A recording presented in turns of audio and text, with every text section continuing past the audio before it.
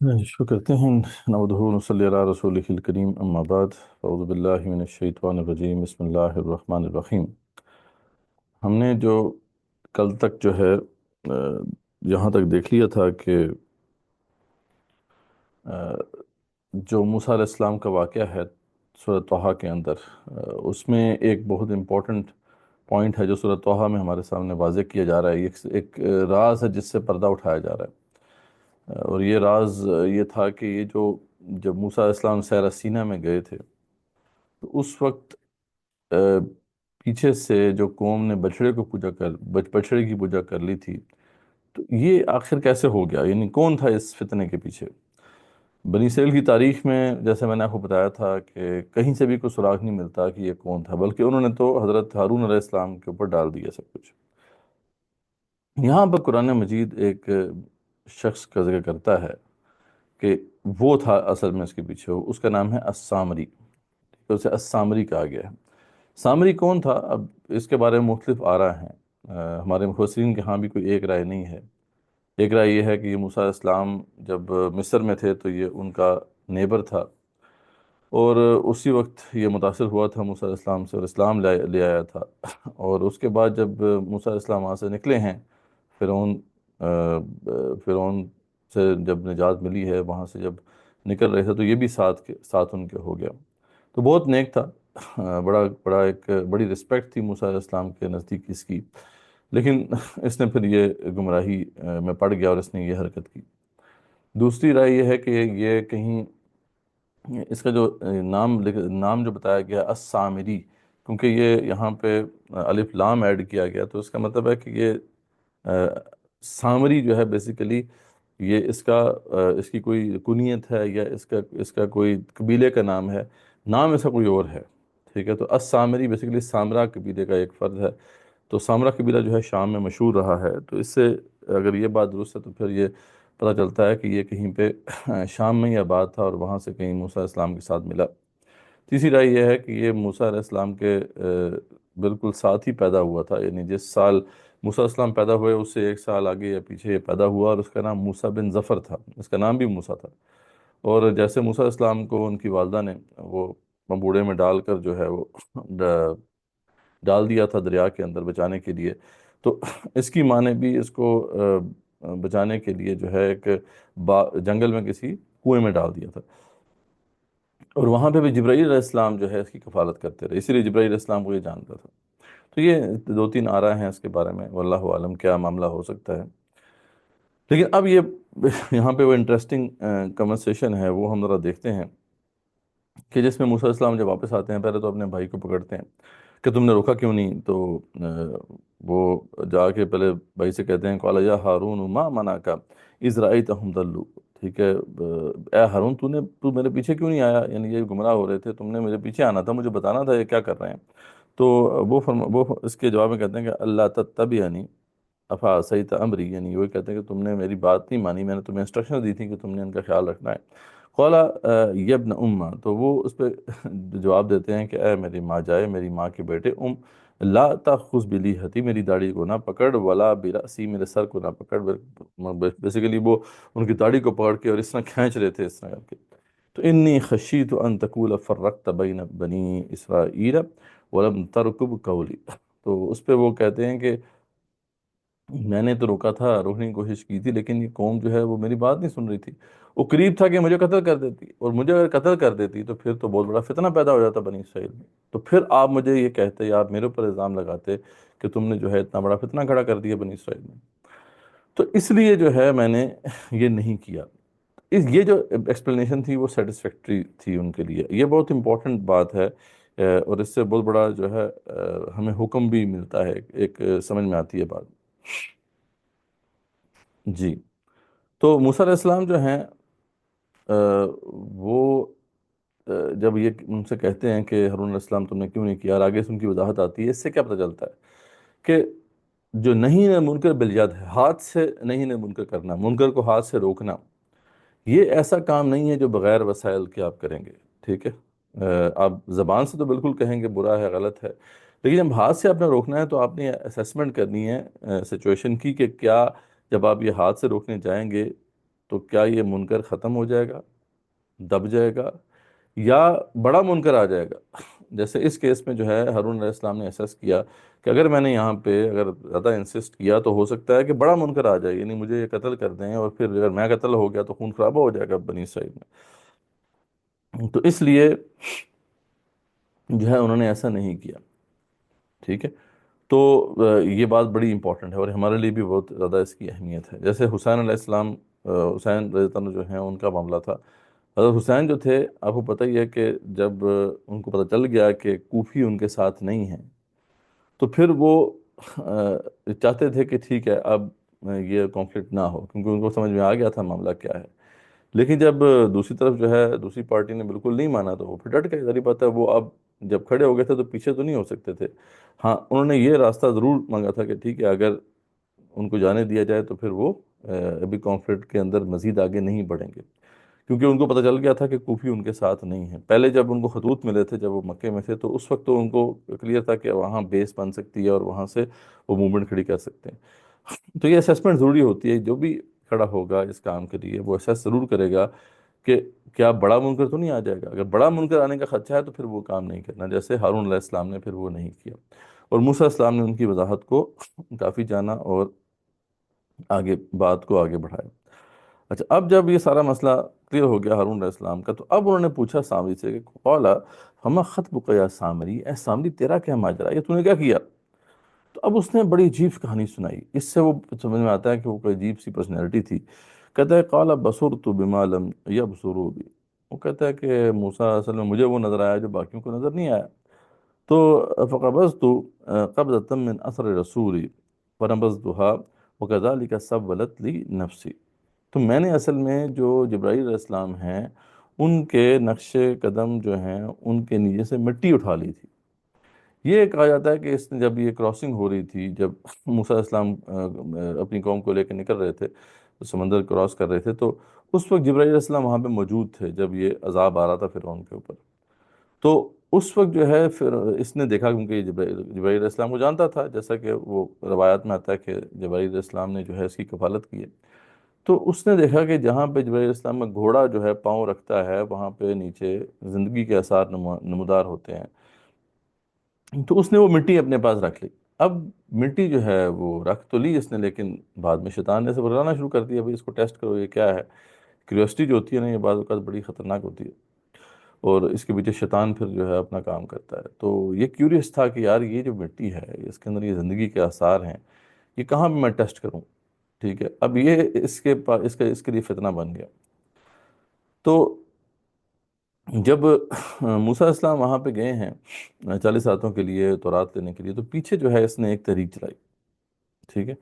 تحریک یہ چلائی کہ جی یہ جو اتنے بھی زیور ہیں، یا شاید یہ تحریک اس کی نہیں تھی، یہ ویسے ہی بات مطلب چلی ہو سکتا ہے ہارون علیہ السلام نے کہا ہو، واللہ عالم، کہ جتنے بھی لوگ وہاں پہ آئے ہیں تقریباً 4-5 لاکھ کے قریب جو بنی اسرائیلی تھے، تو ان میں عورتیں بھی تھیں، ان کے زیورات بھی تھے، تو یہ ان کو ساتھ لے لے کے پھرنا جو ہے یہ سیف بھی نہیں ہے، اور کوئی چیز مس بھی ہو سکتی ہے۔ تو وہاں پہ یہ بات چلی کہ کیوں نہ جو ہے ہم یہ سارے کے سارے زیورات ایک جگہ جمع کر دیں اور اندراج ہو جائے کس کا کتنا زیور ہے، وہ ریکارڈ ہمارے ساتھ ہو، اور پھر اس کو ہم پگھلا کے ایک ہی بلاک بنا لیں، کیونکہ اس کو پھر جو ہے ساتھ لے کے چلنا آسان ہے، کیونکہ وہ خانہ بدوشی کی یہ ساری لائف تھی ان کی۔ تو یہ بات جو ہے یہ کافی ایکسیپٹ کی سب نے کہ ٹھیک ہے ایسے کر لیتے ہیں۔ تو اب جب یہ سارا ماجرا ہو رہا تھا اور جب سارے لوگ اپنے زیور پھینک رہے تھے اور اس کو تپایا جانے لگا، تو اس وقت جو ہے اس کے اندر یہ اشارت سوجی، یہ گیا وہاں پر، ہاتھ میں اس کی وہی مٹی تھی، اور اس نے پھر ہارون علیہ السلام سے کہا کہ آپ یہ دعا بھی کر دیں کہ جو میری چاہت ہے وہ پوری ہو، ٹھیک ہے۔ ہارون علیہ السلام کو تھوڑی پتہ تھا کہ کیا اس کی نیت ہے، وہ تو ایک طرح سے رسپیکٹ ہی کرتے تھے کہ بڑا نیک تھا یہ۔ تو بس وہ نبی کی دعا بھی تھی، ساتھ یہ والا معاملہ بھی ہوا، جیسے یہ اندر اس نے پھینکا ہے تو وہ باقاعدہ وہ بچڑا اس میں سے نکل آیا، یعنی ٹھیک ہے باقاعدہ بچڑا تھا وہ، ٹھیک ہے۔ تو یعنی یہ کوئی ایسی چیز نہیں تھی جیسے بعض لوگ یہ بات کہتے ہیں کہ یہ بیسیکلی تو وہی لوہے، وہ بندہ سونے کا ہی بنا ہوا تھا، لیکن اس کو اسٹرکچر ایسا کیا، اس کی شیپ ایسی تھی کہ اس میں سے جب ہوا نکلتی تھی تو وہ باں باں کرتا تھا۔ لیکن یعنی اس طرح کی چیز دیکھ کے تو بنی اسرائیلی گمراہ نہیں ہو سکتے تھے نا، یہ باقاعدہ وہ بچڑا ہی نکل آیا، ٹھیک ہے۔ اور اس کی طرف ایک اشارہ ہے جو آگے آئے گا کہ کیوں یہ بات درست ہے کہ واقعی بچڑا ہی نکلا تھا۔ تو اب یہ جو بچڑا نکل آیا تو اس پہ پھر یہ سامری نے کہا کہ دیکھو یہ ہے تمہارا خدا، وہ اصل میں موسیٰ علیہ السلام تو ایسے جو ہے گمراہ ہو گئے ہیں، پتہ نہیں کہاں خدا کو تلاش کرنے چلے گئے ہیں، خدا تو ادھر ادھر ہے۔ تو اس پہ جو ہے ان لوگوں نے، ان میں سے کچھ لوگوں نے جو ہے یہ اس کی پوجا شروع کر دی۔ تو اب یہ بتا رہا ہے کہ جی میں نے اس طریقے سے جو ہے وہ اس میں سے اٹھا لیا تھا۔ قال فَاذْهَبْ فَإِنَّ لَكَ فِي الْحَيَاةِ أَن تَقُولَ لَا مِسَاس۔ اب یہ جو اس نے حرکت کی اور جو اس نے ساری بات بتائی، اب موسیٰ علیہ السلام کو کوئی بات سمجھ میں آئی ہے، یہ ایک مسٹری ہے۔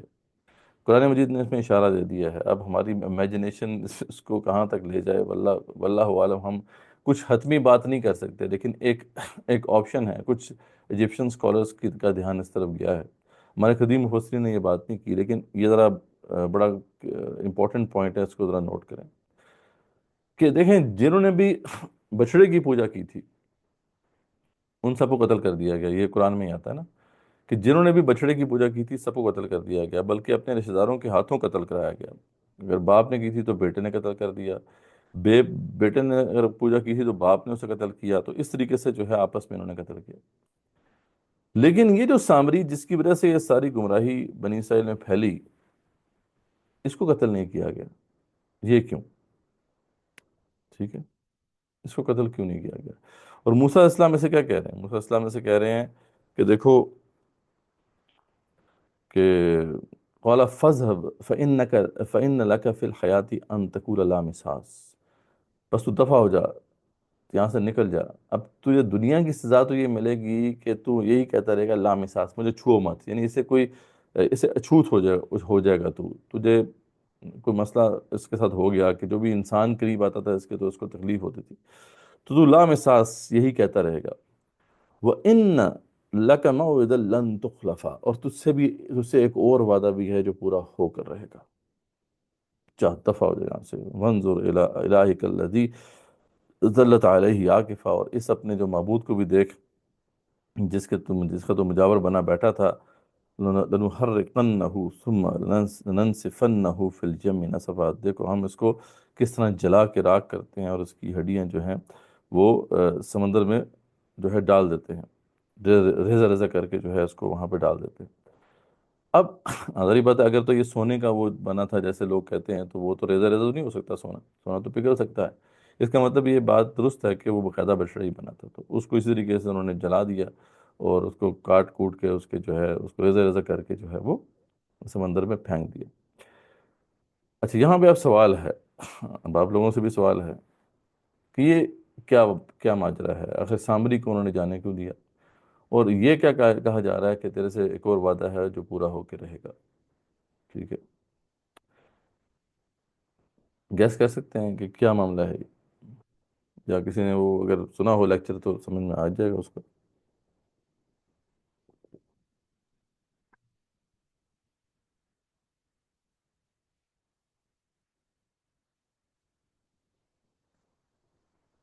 ہاں جی کوئی؟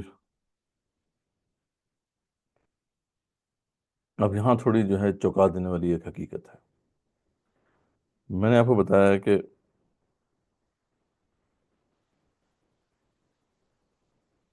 جی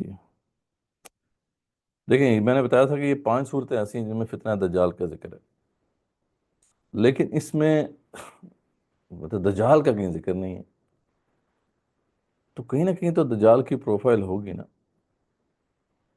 کہیں ایسا تو نہیں ہے؟ اگین یہ it is just a thought, اور کچھ میں نے بتایا ایجپشن اسکالرز جو ہیں وہ اس طرف گئے ہیں، کہیں ایسا تو نہیں ہے کہ یہی دجال ہے؟ کیونکہ جب موسیٰ علیہ السلام نے دیکھا کہ یہ جو بات کر رہا ہے کہ جبرائیل کو میں نے دیکھا اور جو ہے میں نے اس میں سے وہ خاک اٹھا لی اور پھر میں نے یہ کام کیا، تو یہ تو بات کلیئر ہے کہ دجال کو صرف ایک ہی شخص قتل کر سکتا ہے، وہ عیسیٰ علیہ السلام ہے۔ تو موسیٰ علیہ السلام نے تبھی کہا کہ تجھ سے وہ وعدہ بھی ہے جو پورا ہو کے رہے گا، نہیں تجھے قتل کریں گے عیسیٰ علیہ السلام، اور دجال کو کوئی اور رسول جو ہے نبی قتل نہیں کر سکتا۔ ایک تو یہ بات ہے۔ دوسرا دجال کے بارے میں ہمیں پتہ ہے کہ وہ فرشتوں کو دیکھ سکتا ہے، کیونکہ صحیح حدیث میں آتا ہے کہ جب وہ آ، مدینے کے اندر آنے کی کوشش کرے گا تو وہاں فرشتے جو ہیں تلوار لے کے پہرا دے رہے ہیں، تو وہاں داخل نہیں ہو سکے. تو عین ممکن ہے. اگین یہ ایک از جسٹ اے تھاٹ.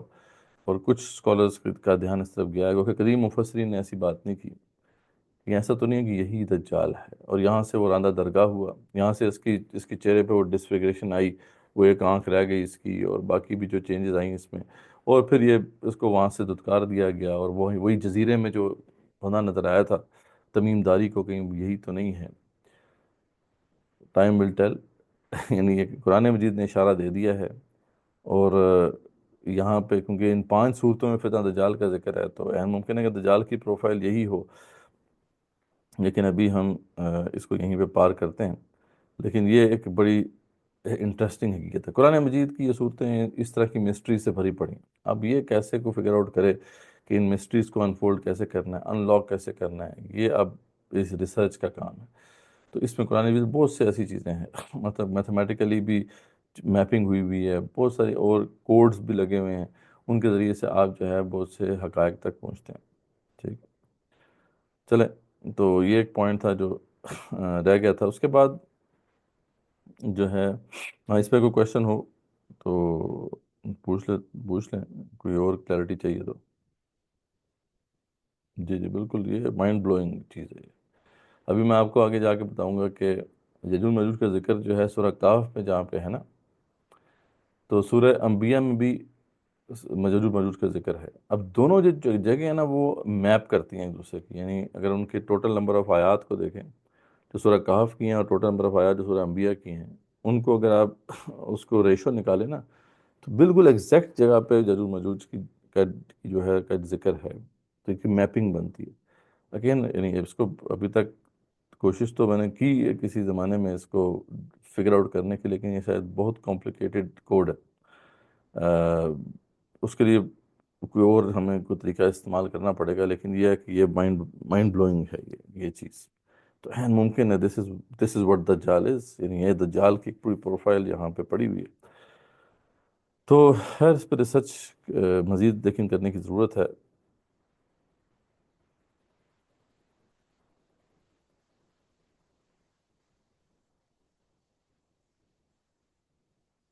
یجوج ماجوج کا جو ہے کل کے شاید آپ نے سیشن اٹینڈ نہیں کیا، اگر آپ سن لیں تو یجوج ماجوج کا ہم نے پورا بتایا ہے کہ جو اس کی بیسٹ ایکسپلینیشن یہی ہے کہ یہ یہیں پہ ایگزسٹ کرتے ہیں. یہ ساری ناردرن نیشنز جو ہیں یہ یجوج ماجوج ہی ہیں. یہ چائنیز ہو گئے، یہ منگولز ہو گئے، چائنیز ہو گئے، رشینز ہیں، یہ یورپینز ہیں، یہ سارے یجوج ماجوج ہی ہیں، نسلاً یجوج ماجوج ہیں. اور اس لیے ہم دیکھتے ہیں کہ یہ گاڈ لیس تہذیب انہوں نے کھڑی کی ہے. ان کے اندر جو ہے وہ بہت کم دین کی طرف رغبت ہے. اور آپ یہ دیکھیں کہ ان کی اگر آپ تاریخ پڑھیں، ان سب کی اگر ناردرن نیشنز کی اگر ہسٹری پڑھیں، تو کہیں آپ کو بہت کم ایسا لگتا ہے کہ خیر کا کوئی جو ہے عنصر ان کے اندر ہے، ان کے اندر رہا ہے. یعنی یہاں پہ آپ میڈیٹرینین کے علاقے کو دیکھ لیں، ہندوستان دیکھ لیں، ایون کہ چائنا بھی، چائنیز پھر ایک تہذیب رہی ہے. لیکن اوپر جو لوگ ہیں چائنا کے، نارتھرن چائنا جو ہے، جو منگولیا ہے، پھر اس کے بعد رشیا اور یہ یورپینز جو ہیں. ایک مناظر حسن گیلانی بہت بڑے اسکالر گزرے ہیں، ان کے استاد کہا کرتے تھے کہ میں نے ان کی تاریخوں کا بڑا گہرائی سے مطالعہ کیا ہے، مجھے لگتا نہیں ہے کہ ان کے اندر کوئی نبی آیا ہو کبھی. یعنی یہ ان کا قول ہے. لیکن ہے ان سب کے اوپر کویشچن کیا جا سکتا ہے، یہ ریسرچ کے ٹاپکس ہیں. اصل بات وہی ہے کہ یجوج ماجوج انسان ہی ہیں. صحیح حدیث میں آتا ہے کہ بنی و انسان میں سے ہیں. تو ایسے کوئی ایلینز تو نہیں ان کو ہم بنا سکتے جیسے کہ بعض لوگ آج کر رہے ہیں یہ انسان ہی، انسانوں کی نسل سے ہیں، اور اس لیے انسانوں میں ہی ان کو ٹریس کرنا چاہیے. ٹھیک ہو گیا. اس پہ اور کوئی کویشچن اگر نہیں ہے تو آگے چلتے ہیں. سر یہ کنزا کا ایک کوشچن ہے. جی جی جی. ذرا ایک منٹ. سیرا سینا میں جب سیسینہ میں جب بنی اسرائیل کو دوبارہ گمراہ کیا اس شخص نے، تو کیا یہ سامنے ہی تھا؟ دوبارہ گمراہ کیا دوبارہ کب گمراہ کیا؟ ایک ہی ہے نا یہ جو واقعہ ہے یہ والا. ویسے تو آ، مطلب اس کے بعد تو اس کو وہاں سے نکال دیا گیا تھا. تو جو اس نے وہاں پہ شرک کروایا ہے بنی اسرائیل کو، تو یہی یہی ہے جو کہ اس کا کام تھا. باقی تو پھر خود بھی آپس میں وہ گمراہی کرتے تھے، یعنی شریعت کے اوپر صحیح طریقے سے عمل پیرا نہیں ہوتے تھے. اور بھی لوگ ہوں گے ان میں. اچھا، ایک اور چیز بھی ہے کہ اس صورت کے مضامین جو ہیں وہ سورہ کون سی سورہ آراف کے مضامین سے بہت ملتے ہیں. یعنی اگر آپ سورہ آراف میں جو واقعہ آیا ہے، یہ بھی اگین یہ بڑی انٹرسٹنگ ٹپ ہے. یہ کوڈ ہے کوئی، اگین ڈسائفر کرنے کی کوشش میں نے کی تھی کبھی. سورہ آراف میں جو واقعہ آیا ہے موسیٰ علیہ السلام کا، اور جو سورہ طٰہٰ میں موسیٰ علیہ السلام کا واقعہ آیا ہے، اگر آپ ان دونوں کو ملا دیں، جیسے دو پکچر کے دو حصے ہوتے ہیں نا، آپ ملا لیں تو پوری پکچر ہو جاتی ہے. تو آپ دیکھیں گے کہ پوری پکچر کمپلیٹ ہوتی ہے اس واقعے کی. تو کوئی تعلق ہے اس کا ادھر سے. جب وہاں بھی ایک مسٹیریس بندے کا ذکر ہے، بلعام بن باورا جس کا نام تھا، جو اللہ کے وہ عرش کو جو ہے دیکھ لیتا تھا اور فرشتوں کو دیکھ لیتا تھا. اس کا بھی واقعہ اسی طرح سے ملتا جلتا ہے. کہ ایسا تو نہیں ہے کہ وہی جو ہے وہ یہی ہے السامری، کیونکہ وہ ہو سکتا ہے اس کا لقب سامری ہو، نام اس کا بلعام بن باورا ہو. اور اس نے بھی جو ہے شرک کروایا تھا. آپ کو پتہ ہے کہ بنی اسرائیل سے شرک کروایا تھا، بچھڑے کی پوجا کروائی تھی، اور اس طرح پھر ان کے اوپر عذاب نازل ہوا تھا. اور اس کی ادھر تو آتا ہے کہ ڈسفگریشن ہوئی تھی اس کی، یعنی روایات میں آتا ہے کہ جب اس نے وہ بدعا مانگنی چاہیے تو پھر اس کا چہرہ جو ہے وہ بگڑ گیا تھا، زبان لٹک گئی تھی، اور بھی اس میں. تو again there is some thing here. کچھ انفارمیشن ضرور ہے یہاں پر. اس کو اب ڈسائفر کیسے کرنا ہے، اس کے لیے کوئی کوئی اسٹرکچر ہوگا، کوئی فریم ورک ہوگا، لیکن ابھی ہم شاید اس تک نہیں پہنچ سکے. جی جی، دونوں یہ ملتے جلتے ہیں. شاید ایک ہی ہے یہ، واللہ والا لگتا ہے ایسا ہے. کیونکہ اب دونوں کو ذرا انٹرسٹنگلی دیکھیں. ابھی آپ کو ایک ہوم ورک ہے جو کرنا چاہے، بڑا انٹرسٹنگ ہوم ورک ہے یہ.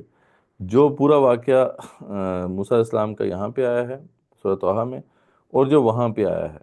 جیسے میں نے آپ کو لاسٹ ٹائم نوٹ نہیں کروایا تھا کہ دو جگہ پہ یہ آیا تھا، ابراہیم علیہ السلام اور ان کے فرشتوں کا واقعہ یاد ہوگا. تو میں نے کہا تھا کہ ایک جگہ پہ جو سارا کا ریئیکشن ہے وہ آیا ہے، حضرت سارا کا. اور آگے جو بیان ہوا جب یہ واقعہ تو ابراہیم کا ریئیکشن آیا. اب ان دونوں کو ملا کے دیکھیں گے تو کمپلیٹ ہو جائے گی پکچر آپ کی. اچھا، یہ جو آپ پزلز رکھے ہیں اللہ تعالیٰ نے، کچھ یہاں پہ کچھ وہاں پہ، یہ ایسے نہیں ہیں، یہ کوڈز ہیں. ٹھیک ہے. اور ان کوڈز کو جو ڈسائفر کرے گا اس سے کچھ نئی انفارمیشن ملے گی. اگین قرآن تو پھر اللہ کی کتاب ہے نا، اس پہ تو مسٹریز ہی مسٹریز.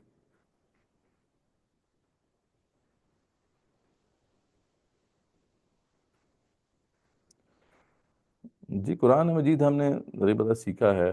ڈاکٹر اسرار رحمۃ اللہ علیہ جو ہے ہمارے استاذ ہیں، اور قرآن اکیڈمی سے ہی جو ہے میں نے سیکھا تھا، عربی بھی اور باقی بھی قرآن کے جو علوم ہیں.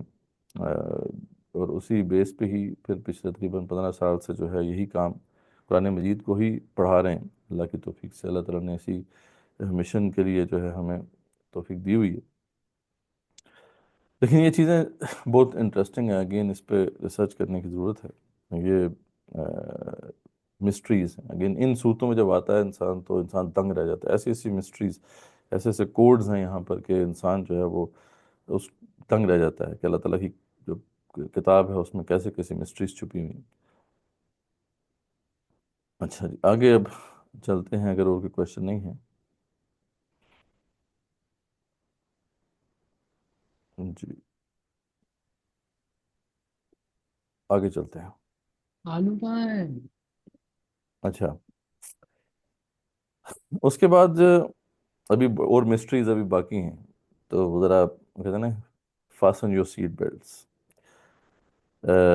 اچھا، اس میں آگے جو ہے قصہ آدم و ابلیس ایک دفعہ پھر آیا ہے. قصہ آدم اور ابلیس جو ہے یہاں پہ جس انداز میں آیا ہے اس میں جو ہے جو عنصر غالب ہے، جیسے میں نے بتایا تھا نا کہ ہر دفعہ جب قصہ آدم و ابلیس آیا ہے تو یہ ٹاپک پہ ڈیپینڈ کرتا ہے، اس سے وہ لنک ہوتا ہے اس کا.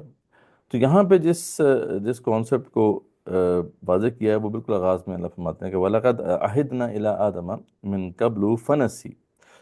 تو آدم علیہ السلام کو ہم نے جو ہے اسے عہد دیا، اللہ فرماتے ہیں، لیکن وہ بھول گیا. ولم نجد لہو عزما، اور ہم نے اس کے اندر عزم نہیں پایا، استقامت نہیں پائی. تو یہ بھول جانے والا معاملہ جو ہے نا، اس کو یہاں پہ ہائی لائٹ کیا گیا. یہاں پہ جو سورہ طٰہٰ میں قصہ آدم اور ابلیس آیا ہے، باقی واقعہ اسی طرح سے ہے. سجدہ کرنے کا حکم ہوا، ابلیس نے نہیں کیا. پھر اس کے بعد ٹیوٹوریل جو ہوا، آدم اور حوا کو رکھا گیا علیہ السلام، ان کو شیطان نے لایا اور پھر وہ غلطی ان سے ہو گئی.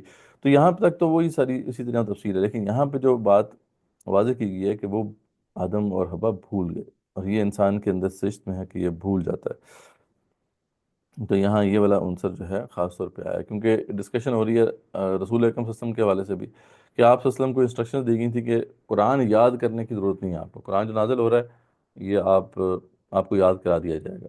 لیکن وہ کیا، وہ آپ صلی اللہ علیہ وسلم شروع میں اس کی پریکٹس نہیں دی آپ کو، تو آپ اس کو یاد کرنے کی کوشش کرتے تھے. تو اللہ نے 2-3 دفعہ نا وحی کے درمیان جو ہے ٹوکے کہا کہ، یعنی میسج بھجوایا جبرائیل کے ذریعے سے، اے حبیب، اے رسول صلی اللہ علیہ وسلم، آپ اس کو یاد کرنے کی کوشش نہ کریں، ہم آپ کو سکھا دیں گے. تو آپ بھول جاتے تھے نا، تو یہ یہیں سے بات شروع ہوئی. پھر یہ ٹاپک آگے بڑھا اور اللہ نے فرمایا کہ آدم علیہ السلام کے اندر بھی بھول کی کیفیت تھی، اور آدم اور حوا سے بھی بھول ہوگی جب ان سے غلطی ہوئی. تو یہاں پہ یہ ٹاپک جو ہے چل رہا ہے، اسی سے متعلقہ پھر قصہ آدم اور ابلیس ہے. اچھا، اس کے بعد ہم آگے چلتے ہیں. تو یہاں پہ کنکلوڈ ہو جاتا ہے سورہ طٰہٰ کمپلیٹ ہو جاتا ہے. سورہ انبیاء اب ہم شروع کرتے ہیں. سورہ انبیاء جو ہے، جی کسی نے جو ہے اپنا مائک کھول لیا. ایک منٹ مجھے اسے کلوز کرنا پڑے گا. ٹھیک ہے.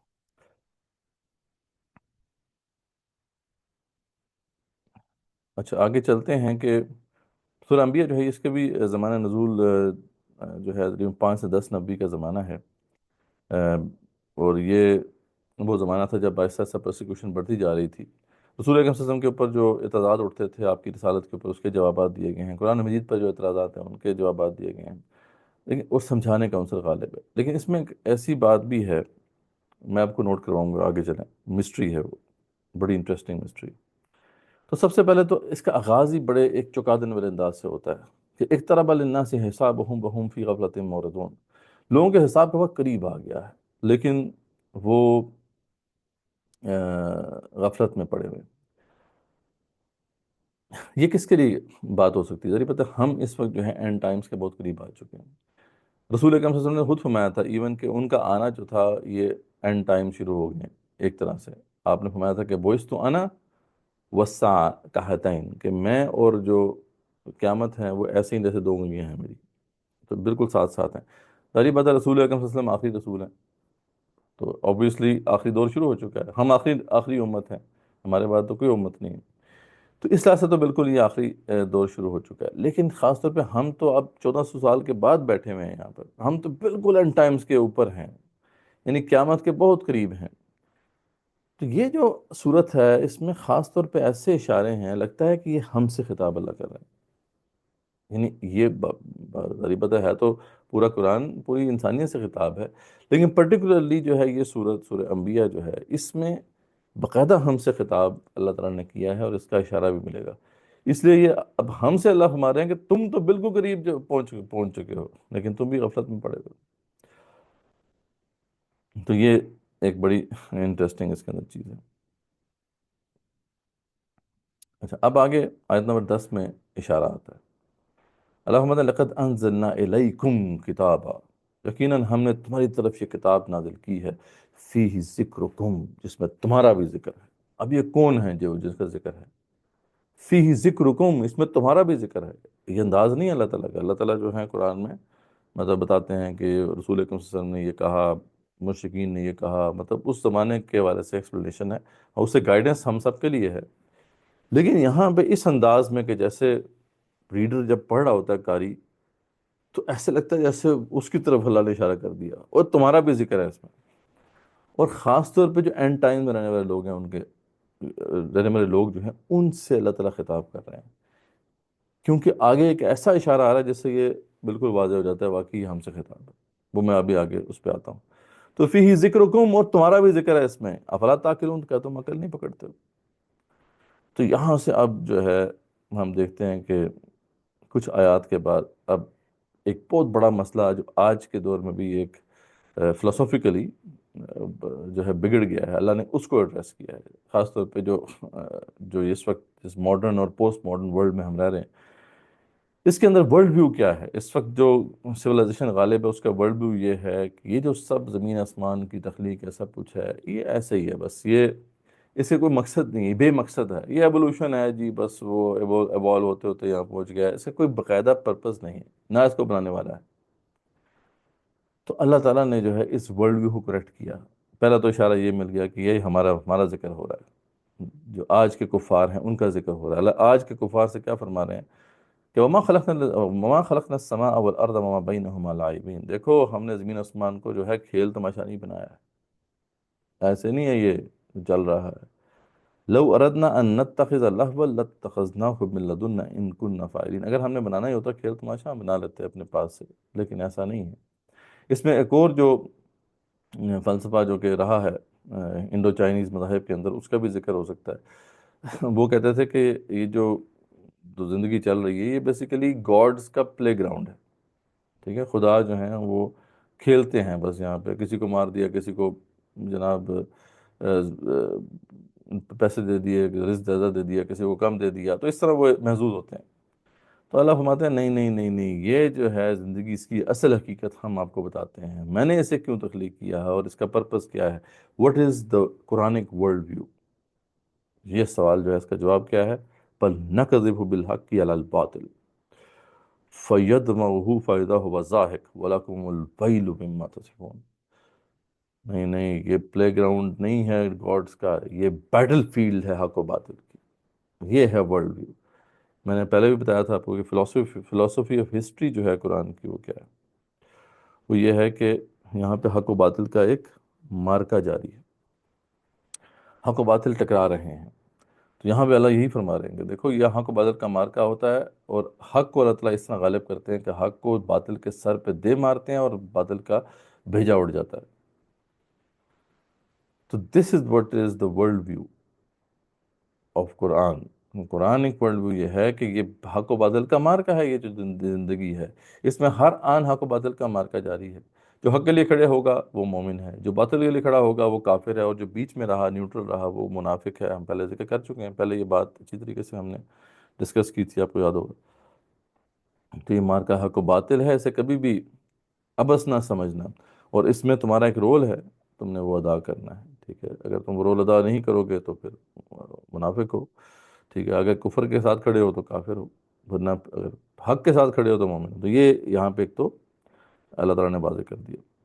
پھر آگے اللہ تعالیٰ ایک آرگومنٹ دیتے ہیں جو آج کل کے دور میں بڑا امپورٹنٹ آرگومنٹ ہے، کہ اس وقت کاسمک بیلنس کا ذکر میں نے آپ سے کیا تھا کہ اس وقت جو ریسرچ ہوئی ہے ماڈرن فزکس کے اندر، اس سے یہ بات سمجھ میں آئی ہے کہ یہ جو اس وقت پورا جو نظام ہے یہ ریزر ایج پہ کھڑا ہوا ہے، ذرا سا بھی اگر اس میں آگے پیچھے ہوتا ہے معاملہ تو یہ کائنات کا وجود ختم ہو جاتا ہے۔ یہ بہت بڑی دلیل بن گیا، یعنی خاص طور پہ خدا کے وجود کے اوپر اس سے بڑی دلیل آج کوئی نہیں بنی جاتی، اسے ٹیلیولوجیکل آرگومنٹ کہا جاتا ہے کہ یہ کوئی نہ کوئی تو ہے جو نظام ہستی چلا رہا ہے، وہی خدا ہے۔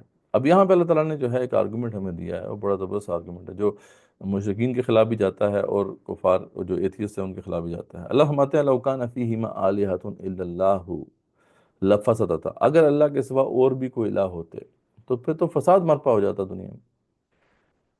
بڑا بڑا زبردست آرگومنٹ ہے کہ اگر دو خدا ہیں اور دونوں ایکولی پاورفل ہیں اور دونوں ایگوز ہیں تو ایگوز تو ٹکراتی ہیں، اب ٹکرائیں گی جب ایگوز تو کوئی تو فساد بچے گا نا۔ مطلب کوئی ایک طرف ایک خدا کہے گا جی گریوٹی کو اس طرح بیہیو کرنا ہے، دوسرا کہے گا نہیں نہیں گریوٹی کو اس طرح بیہیو کرنا ہے، تو گریوٹی کے ملٹیپل بیہیویئر سامنے ہونے چاہیے تھے۔ لیکن ہم تو کتنی لائٹ ایئرز اوے بھی یونیورس کو دیکھ چکے ہیں، اس یونیورس کو جتنا ہم نے کھنگالا ہے، اور millions and millions of light years away جو ہے جو یونیورس ہے اس کو بھی اب آج ہم جانتے ہیں، وہاں پہ ایک ہی لاس چل رہے ہیں۔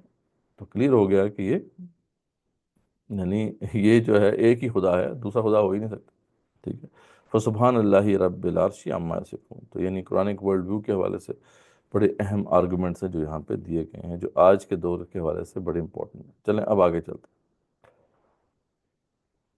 اچھا، آگے جو اب آرگیومنٹ آ رہے ہیں وہ تو مائنڈ بلوئنگ ہے، کیونکہ یہ تو فلسفیکل آرگومنٹس ہیں، وہ سائنٹیفک آرگومنٹس ہیں، اور وہ حقائق ہیں جو اس وقت کا انسان سمجھ ہی نہیں سکتا تھا، یہ اس کے بس میں نہیں تھا کہ وہ سمجھے۔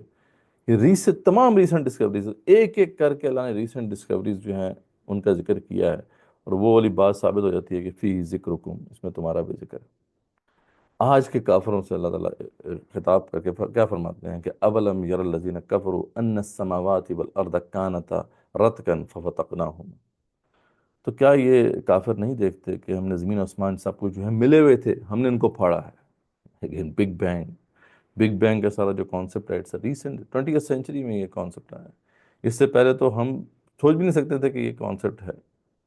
تو ایک سب سے پہلے بگ بینگ، پھر اس کے بعد وجعلنا من الماء کل شیء حی، اور ہر جیدار زندگی جس میں زندگی ہے اس کو ہم نے پانی سے پیدا کیا۔ اگین ریسنٹ ڈسکوری، مطلب یہ 19 سینچری میں پہلے جو ہے ڈسکور ہوا تھا سیل کا جو معاملہ ہے، کہ ہماری جو بنیادی اکائی ہے وہ سیل ہے، اور سیل جو ہے 70% واٹر ہے۔ اگین ریسنٹ ڈسکوری، یہ اس وقت کا انسان اس کو سمجھ ہی نہیں سکتا تھا۔ تو افلا یؤمنون، تو کیا تم ایمان لے کے نہیں آتے ہو کافرو؟ آگے چلیں، یہ پوری لسٹ اللہ نے دی ہے۔ وجعلنا فی الارض رواسیا ان تمید بہم وجعلنا فیہا فجاجا سبلا لعلہم یہتدون۔ تو بڑے حقائق، ایک تو ہے کہ اللہ نے پہاڑ جو ہیں گاڑ دیے تاکہ زمین جو ہے وہ ڈولتی نہ رہے، ہلتی نہ رہے۔ اگین ریسنٹ ڈسکوری، یہ جو ہے تقریباً 60s کی دہائی میں پتہ چلا تھا کہ پہاڑوں کا یہ جو اسٹیبلائزنگ ایک امپیکٹ ہے۔ اگین ریسنٹ ڈسکوری، اور دوسری جو اس کے ساتھ بیان کی گئی ہے کہ اللہ نے زمین میں راستے بنائے ہیں تاکہ تم جو ہے اپنا راستہ تلاش کر لو۔ اب یہ ایک تو سمپل بات ہے کہ زمین میں راستے ہیں، ٹھیک ہے آپ تلاش کر لیتے ہو، لیکن ایک یہ ہے کہ شاید اس سے گہرا میننگ بھی ہے، کیونکہ یہ ماڈرن ورلڈ سے تعلق رکھنے والی بات ہے، تو یہ اتنی سطحی نہیں ہو سکتی۔ اس پہ کچھ بات ہوئی ہے، کچھ ریسرچ تو ہو رہی ہے، شاید یہ ان کو مل گیا ہے لیکن یہ بتا نہیں رہے۔ یہ ہے کہ ارتھ کا جو کرسٹ ہے نا، اس کے تھرو بھی کوئی راستے ہیں جو ایکویٹر کو ملاتے ہیں، اور اگر یہ راستے مل گئے تو جو ٹریول ہے دنیا میں بڑا آسان ہو جائے گا، بڑی کوئکلی آپ ایک جگہ سے دوسری جگہ جا سکتے ہیں۔ یہ اگر راستے مل گئے، یعنی اس کے اوپر تھیوریز موجود ہیں اور ایکسپیڈیشنز بھی گئی ہوئی، لیکن مطلب ابھی تک یہ فائنل نہیں ہو سکا کہ واقعی یہ ہیں کہ نہیں۔ تو تھرو دا ارتھ کرسٹ، یعنی ایک ایکویٹر سے دوسری طرف جانا ہے آپ نے، تو ادھر سے گزر کے آپ چلے جائیں، شاید یہ وقت قریب ہے کہ یہ بھی ڈسکور ہو جائے۔ ٹھیک ہے، اس کے بعد آگے چلیں، اللہ تعالیٰ نے آسمان کو محفوظ چھت بنایا۔ اوزون لیئر کا جو سارا کانسیپٹ ہے، اگین ریسنٹ ڈسکوری، ابھی ہمیں پتہ چلا ہے کہ اوزون لیئر کتنا زبردست جو ہے پروٹیکشن ہے، الٹرا وائلٹ ریز جو ہیں اس کو یہ اس سے ہمیں بچاتی ہے، میٹیور سے ہمیں بچاتی ہے، اگین اینڈ سو فورتھ۔ اور پھر اس کے بعد جو آگے والا جو انفارمیشن ہے، again it's a recent discovery, کہ یہ تو آ گیا نا، وجعلنا السماء سقفا محفوظا، اللہ تعالیٰ نے آسمان کو محفوظ چھت بنایا۔ پھر وہم عن آیاتہا موردون، وہ ہماری آیات کے بارے میں اعراض کر رہے ہیں۔ وہو الذی خلق اللیل والنہار والشمس والقمر کل فی فلک یسبحون۔ سبحان اللہ، اگین ریسنٹ ڈسکوری، کہ اسی اللہ تعالیٰ نے جو ہے رات اور دن بنائے اور سورج اور چاند بنائے، اور سب کچھ جو ہے اپنے مدار میں گھوم رہا ہے۔ یہ ریسنٹ ڈسکوری ہے کہ every thing in the universe is on the move, وہ ایک اپنے اپنے سرکل، اپنے اپنے سائیکلز ہیں جن میں وہ گھوم رہے ہیں۔ اور لفظ جو اللہ نے استعمال کیا یہاں پر وہ بھی نوٹ کرنے کے قابل ہے، کلو فی فلک، کلو فی فلک۔ اگر یہ دیکھیں جو ہے یہ ایک پلنڈروم بنتا ہے، پلنڈروم کہتے ہیں ایسا ورڈ جس کو آپ ریورس میں پڑھیں تو وہی ورڈ ہو، مطلب اس کا اس میں فرق نہ ہے، جیسے رڈار انگلش میں جو ہے نا وہ پلنڈروم ہے، آپ اسے الٹا پڑھ لیں تو وہ رڈار ہی بنے گا۔ تو یہاں پہ اللہ تعالیٰ نے کلو فی فلک کا لفظ استعمال کیا ہے، جس کو الٹا پڑھتے ہیں تو وہی کاف لام فے یہ، اور پھر فے لام کاف، تو اسی طرح الٹا بھی پڑھیں تو کلو فی فلک ہی بنتا ہے۔ یعنی اس میں بھی ایک سائیکلک موشن جو ہے وہ دیا اللہ تعالیٰ نے، اس بات کو واضح کرنے کی ایوری تھنگ از جو ہے وہ اپنے اپنے مدار میں گھوم رہی ہے۔ اگین مائنڈ بلوئنگ ہے یہ، اور یہ سارے جو لسٹ اللہ نے دی ہے، اگین یہ اس وقت کا انسان تو اس کے بارے میں کیا جان سکتا ہے، اس کو پتہ ہی نہیں چلنا تھا۔ یہ آج کے دور کا انسان ہے جو اس کو اپریشیٹ کر سکتا ہے۔ تو فی ذکرکم اب آپ کو کلیئر ہو گیا ہوگا، ٹھیک ہے جی۔ جی اس پہ کوئی کویشچن ہو؟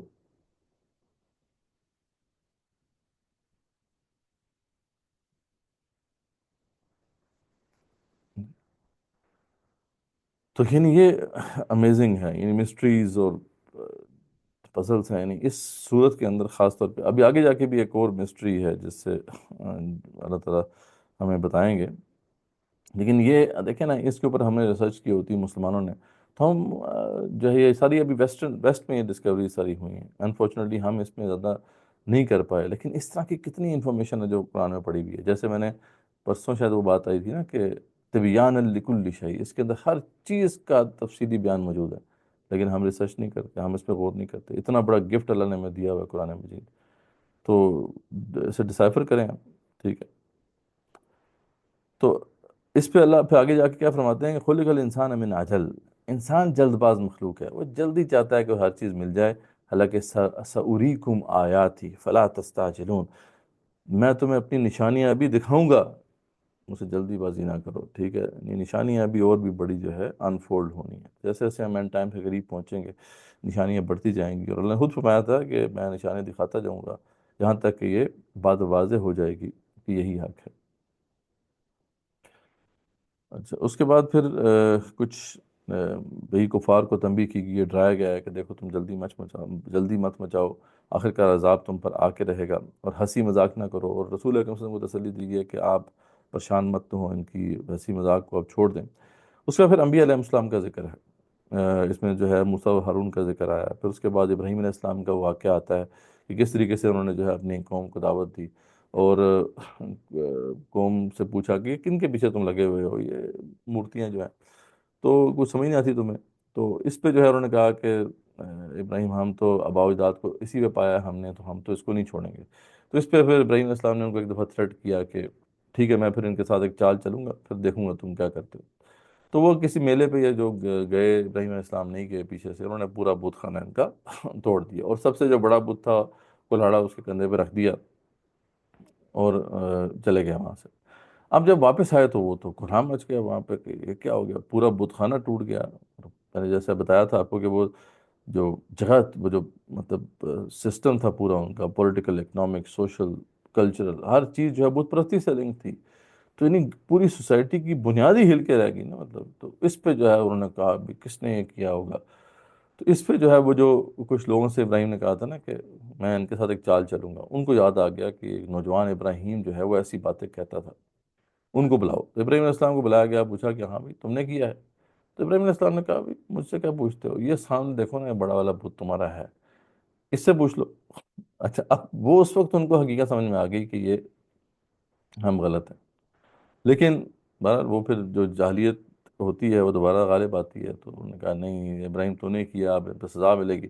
اس پہ پھر سزا کے طور پہ جو ہے ایک بہت بڑا آگ کا الاؤ جلایا گیا، آگ جلائی گئی، اور اس میں ابراہیم کو پھینک دیا گیا. ابراہیم علیہ السلام جو ہے وہاں جب جاتے ہیں تو اللہ تعالیٰ اس آگ کو حکم دیتے ہیں کہ وہ نہیں جلاتی، اور ابراہیم علیہ السلام بچ جاتے ہیں. اچھا، یہاں قرآن مجید میں یہاں تک کی واقعہ ہے. تو آگے جو ہے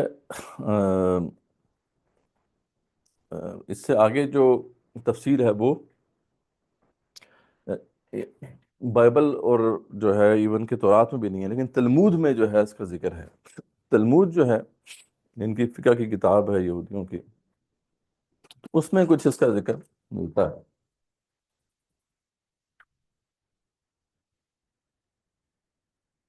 تو وہ وہاں پہ جو واقعہ ہے وہ کافی حد تک قرآن سے ملتا جلتا ہے، کچھ اس کے اندر انکوہیرنس بھی ہے، لیکن باقی ساری چیزیں اسی طرح سے ہیں جیسے یہاں پر ہیں. لیکن ایک جو چیز ہے انٹرسٹنگ ہے وہاں پہ کہ جب ڈالا گیا ان کو نا آگ میں، تو اس کے بعد کیا ہوا، یعنی اس کے بعد کا جو معاملہ ہے وہ اکثر ہم ابراہیم علیہ السلام اس وقت نوجوان تھے، ان کی جو بھی ایج ہوگی 20-25 سال ہوگی. تو اس کے بعد کیا ہوا ہے نا، یہ ایک کیوریسٹی ہے اس کے اندر کہ ابراہیم علیہ السلام کو جب آگ میں ڈالا گیا تو اس کے بعد کیا ہوا. تو تلمود کا بیان یہ ہے کہ جب ابراہیم علیہ السلام کو ڈالا گیا تو اس وقت جو ہے نمرود ان پر ایمان لے کے آ گیا. یعنی نمرود اتنا متاثر ہوا اور اس نے کہا کہ میں آپ کے رب پر ایمان لاتا ہوں. اور پھر 1-2 سال ابراہیم علیہ السلام رہے وہاں پہ، بڑے مطلب ان کی عزت تھی. لیکن پھر نمرود کو جو ہے نا اس کو ایک خواب آیا، اور اس کے نجومیوں نے اسے بتایا کہ یہ جو ہے نا ابراہیم یہ تیرا تخت اسے چھین لے گا. تو یہ خواب پہلے بھی آیا تھا، نمرود کو یہ خواب اس وقت بھی آیا تھا جب ابراہیم علیہ السلام پیدا ہوئے تھے. تو اس وقت بھی نجومی نے کہا تھا کہ یہ جو آذر ہے نا، یہ جو تمہارا chief operating officer of the state ہے، اور یہ جو بڑا جو ہے بت تراش ہے، یہ اس کے گھر جو بچہ پیدا ہوا ہے وہ تمہارا تخت الٹ دے گا۔ اس وقت بھی نمرود نے قتل کرنے کی کوشش کی تھی ابراہیم علیہ السلام کو، لیکن ابراہیم علیہ السلام کے اس میں لکھا ہوا ہے تو تلمود میں کہ ان کے ہونے والے سسر نے ان کو بچا لیا تھا، ٹھیک ہے، وہ کوئی رشتہ دار ہی تھے ان کے، تو انہوں نے ان کو بچا لیا تھا۔ اور پھر ادھر جب دوبارہ یہ معاملہ ہوا اور آپ کو قتل کرنے کے طرفے ہو گیا، تو پھر ابراہیم علیہ السلام نے وہاں سے ہجرت کی تھی۔ تو یہ جی جی اب ٹھیک ہے۔ تو یہ مسئلہ جو ہے نا یہ کلیئر ہوتا ہے یہاں پر۔ تو یہ واقعہ بھی آ گیا۔ اس کے بعد پھر کچھ اور انبیاء کا بھی ذکر ہے، جس میں دو تین بڑے اور انبیاء ہیں جن کا ذکر ہو رہا ہے۔ جیسے ہم دیکھتے ہیں کہ ذوالکفل کا ذکر آیا ہے، پھر ہم دیکھتے ہیں کہ حضرت ایوب کا ذکر آیا ہے۔ اچھا، ذوالکفل جو ہے نوح علیہ السلام کا پہلے ذکر آیا، ٹھیک ہے، اس کے بعد پھر ہم دیکھتے ہیں داؤد علیہ السلام اور سلیمان علیہ السلام کا ذکر آیا، اور پھر بعد میں ذوالکفل کا بھی ذکر آیا۔ اچھا، داؤد اور سلیمان علیہ السلام کا یہاں پہ جو ذکر ہے اس میں ایک واقعہ بھی ہے، ایک واقعہ یہاں پہ آیا ہے، اگین کوئی لنک ضرور ہے اس کا، بیچ میں ایک دم وہ واقعہ آ جاتا ہے، کوئی نہ کوئی تعلق ہے، یا تو آخر زمان سے تعلق ہے، واللہ عالم، کافی گائیڈنس اس سے مل سکتی ہے۔ وہ اس طرح سے تھا کہ ایک دفعہ داؤد علیہ السلام بیٹھے ہوئے تھے تو دو لوگ آ گئے اور ان کے درمیان فیصلہ انہوں نے کیا۔ وہ مسئلہ سمپل سا تھا، وہ یہ تھا کہ ایک کی جو بکریاں تھیں وہ دوسرے کے کھیت میں گھس گئی تھی اور اس کے کھیت کو کھا گئی۔ تو اس پہ داؤد علیہ السلام نے فیصلہ دیا کہ جو بکریاں ہیں نا، جو بکریاں جس کی ہیں وہ بس بکریاں دے دے کھیت والے کو۔ تو یہ مسئلہ اس طرح سیٹل ہوگا، کیونکہ غلطی اس کی ہے، کیونکہ اس نے کیوں نہیں روکا بکریوں کو، ٹھیک ہے، کھیت میں چرنے سے۔ جو سلیمان علیہ السلام جو ہے وہ اس وقت ساتھ بیٹھا کرتے تھے داؤد علیہ السلام کے، اور وہ بعض اوقات جو ہیں اپنے اوپینینز بھی دیتے تھے۔ تو یہاں پہ سلیمان علیہ السلام جو تھے انہوں نے ایک بہتر آپشن دیا اپنے والد کو۔ انہوں نے کہا کہ میرے خیال میں یہ زیادہ بہتر آپشن ہوگا کہ جو کھیت ہے جو کہ جس کو بکریاں کھا گئی ہیں اس کو دے دیا جائے بکریوں والے کو، ٹھیک ہے، کہ وہ دوبارہ سے بیج بوئے اور پھر کھیت کو وہیں پہ لے کے آئے جہاں پہ پہلے تھا، بکریوں کے کھانے سے پہلے تھا، اور جو بکریاں ہیں وہ کھیت والے کو دے دی جائیں کہ اس سے وہ فائدہ اٹھا لے، ٹھیک ہے۔ تو اس طریقے سے دونوں کے لیے بھلا ہو جائے گا، کسی کا نقصان نہیں ہوگا۔ تو یہ جو ہے ایک بیٹر آپشن تھا جسے داؤد علیہ السلام نے ایکسیپٹ کیا۔ تو اللہ نے فرمایا کہ اس طریقے سے ہر علم والے کے اوپر ایک علم والا ہے، اور اللہ نے جو ہے ویسے تو دونوں کو بہت بڑے کمالات عطا کیے تھے، لیکن یہ ایک اصول ہے جس کو ہمیں مد نظر رکھنا ہے۔ اس کے بعد پھر داؤد علیہ السلام کا ذکر ہے کہ ان کو جو اللہ نے معجزات عطا کیے تھے، ایک تو یہ کہ جب وہ اللہ کا ذکر کرتے تھے تو پہاڑ بھی جھوم جاتے تھے، اور جو ہے پرندے بھی جو ہے وہ ان کے ساتھ اللہ کا ذکر کرتے تھے۔ دوسرا یہ تھا کہ دوحہ ان کے لیے جو ہے وہ نرم کر دیا گیا تھا، یعنی دوحے کو آ، آ، استعمال کرنے کا طریقہ ان کو آتا تھا، اس سے وہ زرہیں بھی بنا لیتے تھے، ملٹری جو ایکوپمنٹ تھے وہ بھی بنا لیتے تھے۔ تو یہ بڑی انٹرسٹنگ بات ہے، کیونکہ اگر ہم تاریخ میں دیکھیں نا، تو جو آئرن ایج ہے وہ تقریباً 1200 بی سی سے اس کا آغاز ہوتا ہے، 1200 ٹو 1000 بی سی سے اس کا آغاز ہوتا ہے، اور یہی زمانہ جو ہے داؤد علیہ السلام کا زمانہ بھی ہے۔ تو یعنی آئرن ایج کے شروع کرنے والے دراصل داؤد علیہ السلام ہی ہیں، ٹھیک ہے۔ تو ایک تو یہ انٹرسٹنگ بات ہے۔ بس سلیمان علیہ السلام آتے ہیں، اس کے بعد سلیمان علیہ السلام کے بارے میں تو بہت ساری چیزیں ہیں، مطلب ان کو تو اللہ نے اسپیشل بادشاہ عطا کی تھی، ہوائیں ان کے کنٹرول میں تھیں، جدھر وہ ہوا کو آرڈر کرتے تھے ہوا چلتی تھی۔ دوسرا یہ کہ جن بھی ان کے کنٹرول میں تھے اور بڑے بڑے کام کرتے تھے ان کی بادشاہت میں۔ تو یہ ان سب کا ذکر یہاں پہ آیا ہے۔ اس کے بعد جو ہے جی اس کے بعد میرے خیال میں ہاں ایوب علیہ السلام کا ذکر ہے۔ ایوب علیہ السلام جو تھے بہت نیک تھے، اور بڑا کچھ تھا ان کے پاس، مال و اولاد بھی تھی، لیکن ان کے اوپر پھر جو ہے ایک امتحان آیا، اور امتحان کے بعد جو ہے وہ مشکل میں پڑ گئے۔ تو اس کے بعد جب وہ کافی دیر دعا کرتے رہے، پھر اللہ تعالیٰ نے ان کو جو ہے اچھا کر دیا۔ ان کا تفصیلی واقعہ آگے آئے گا۔ یہ بھی بنی اسرائیلی نبی تھے، اور تقریباً ان کا زمانہ 900 بی سی بنتا ہے۔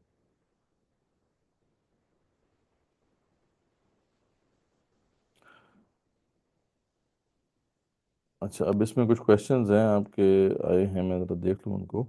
ابھی تک کی جو ڈسکشن ہوئی ہے اس پہ کوئی کوشچن ہے تو دیکھ لیتے ہیں.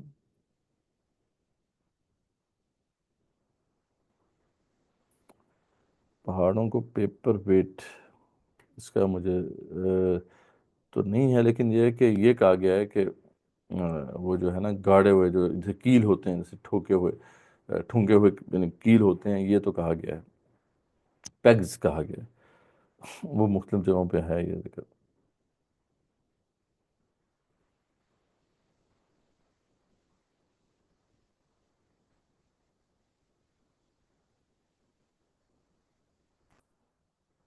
آیت نمبر 44 جو ہے کس کی؟ اب سورہ انبیاء کی جو ہے پوچھ رہی ہیں آپ؟ سورہ مجھے کنفرم کر دیں تو اچھا. آیت نمبر 44.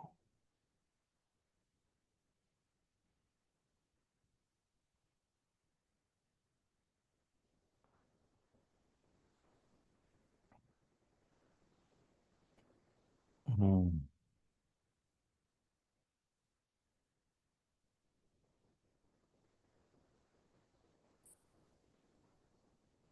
جی جی، یہ اللہ تعالیٰ بتا رہے ہیں کہ قومیں جو ہیں نا، وہ جو تباہ جب ہوتی ہیں وہ کیسے ہوتی ہیں، سرکش کیسے ہوتی ہیں. کہ اللہ فرماتے ہیں کہ جو بڑے تھے ان کو ہم نے زندگی کے سر و سامان بہت زیادہ دیے جس میں وہ اترا گئے. ٹھیک ہے. تو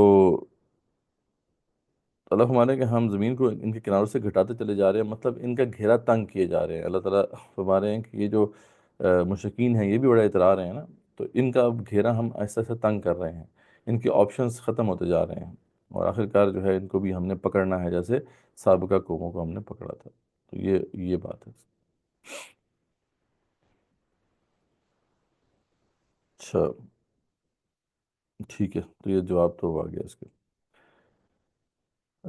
اس میں ایوب علیہ السلام کا ذکر ہو گیا، پھر حضرت جو ہے ذنون جو ہیں، یعنی کہ مچھلی والے حضرت یونس علیہ السلام، ان کا بھی ذکر یہاں پہ ہے.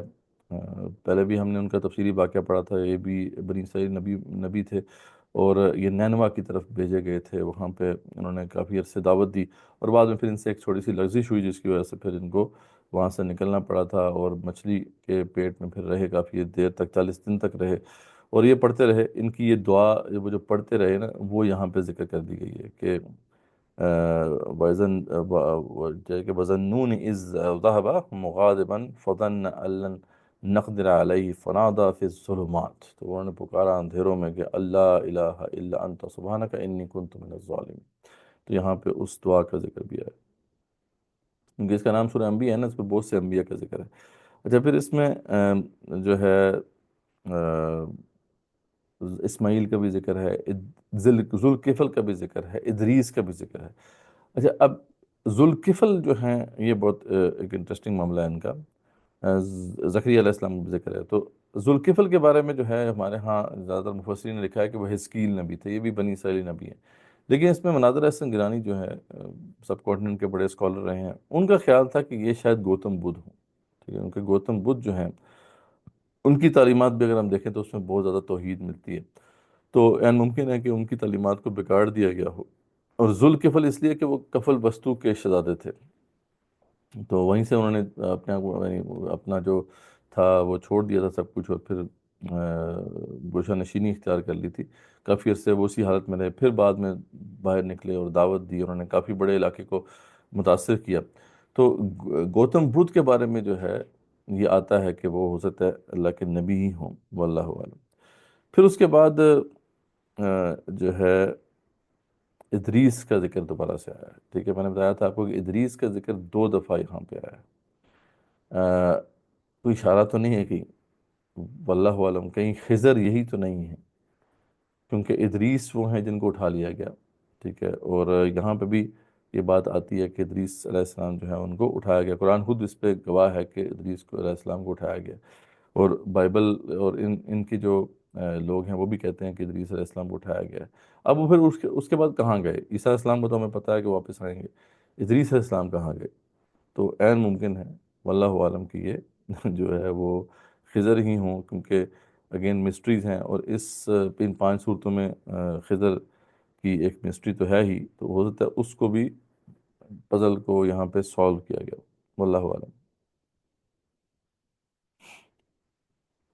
سر ذوالکفل کیا دوبارہ بتائیے گا؟ ذوالکفل کا میں نے بتایا کہ ان کے بارے میں ہمارے مفسرین جو ہیں وہ یہ کہتے ہیں کہ یہ حزقیل نبی ہیں۔ حزقیل جو ہیں یہ بھی بنی اسرائیلی نبی ہیں، لیکن مناظر حسن گنانی کا میں نے ذکر کیا تھا آپ کو کہ ان کا خیال ہے کہ یہ گوتم بدھ ہیں، ٹھیک ہے۔ تو ذوالکفل یعنی کفل والے، یعنی کفل وستو کے شہزادے تھے نا وہ، کفل وستو، وہ پے عربی میں نہیں آتا نا، تو کفل ہو گیا، وہ یہ کہتے ہیں کہ ذوالکفل یعنی کفل والا، تو عین ممکن ہے کہ یہ گوتم بدھ ہوں، ٹھیک ہے۔ اور ان کی جو تعلیمات ہیں اگر ہم ان کو دیکھیں اس میں کافی توحید نظر آتی ہے، تو عین ممکن ہے کہ ان کا ذکر ہوا ہوگا۔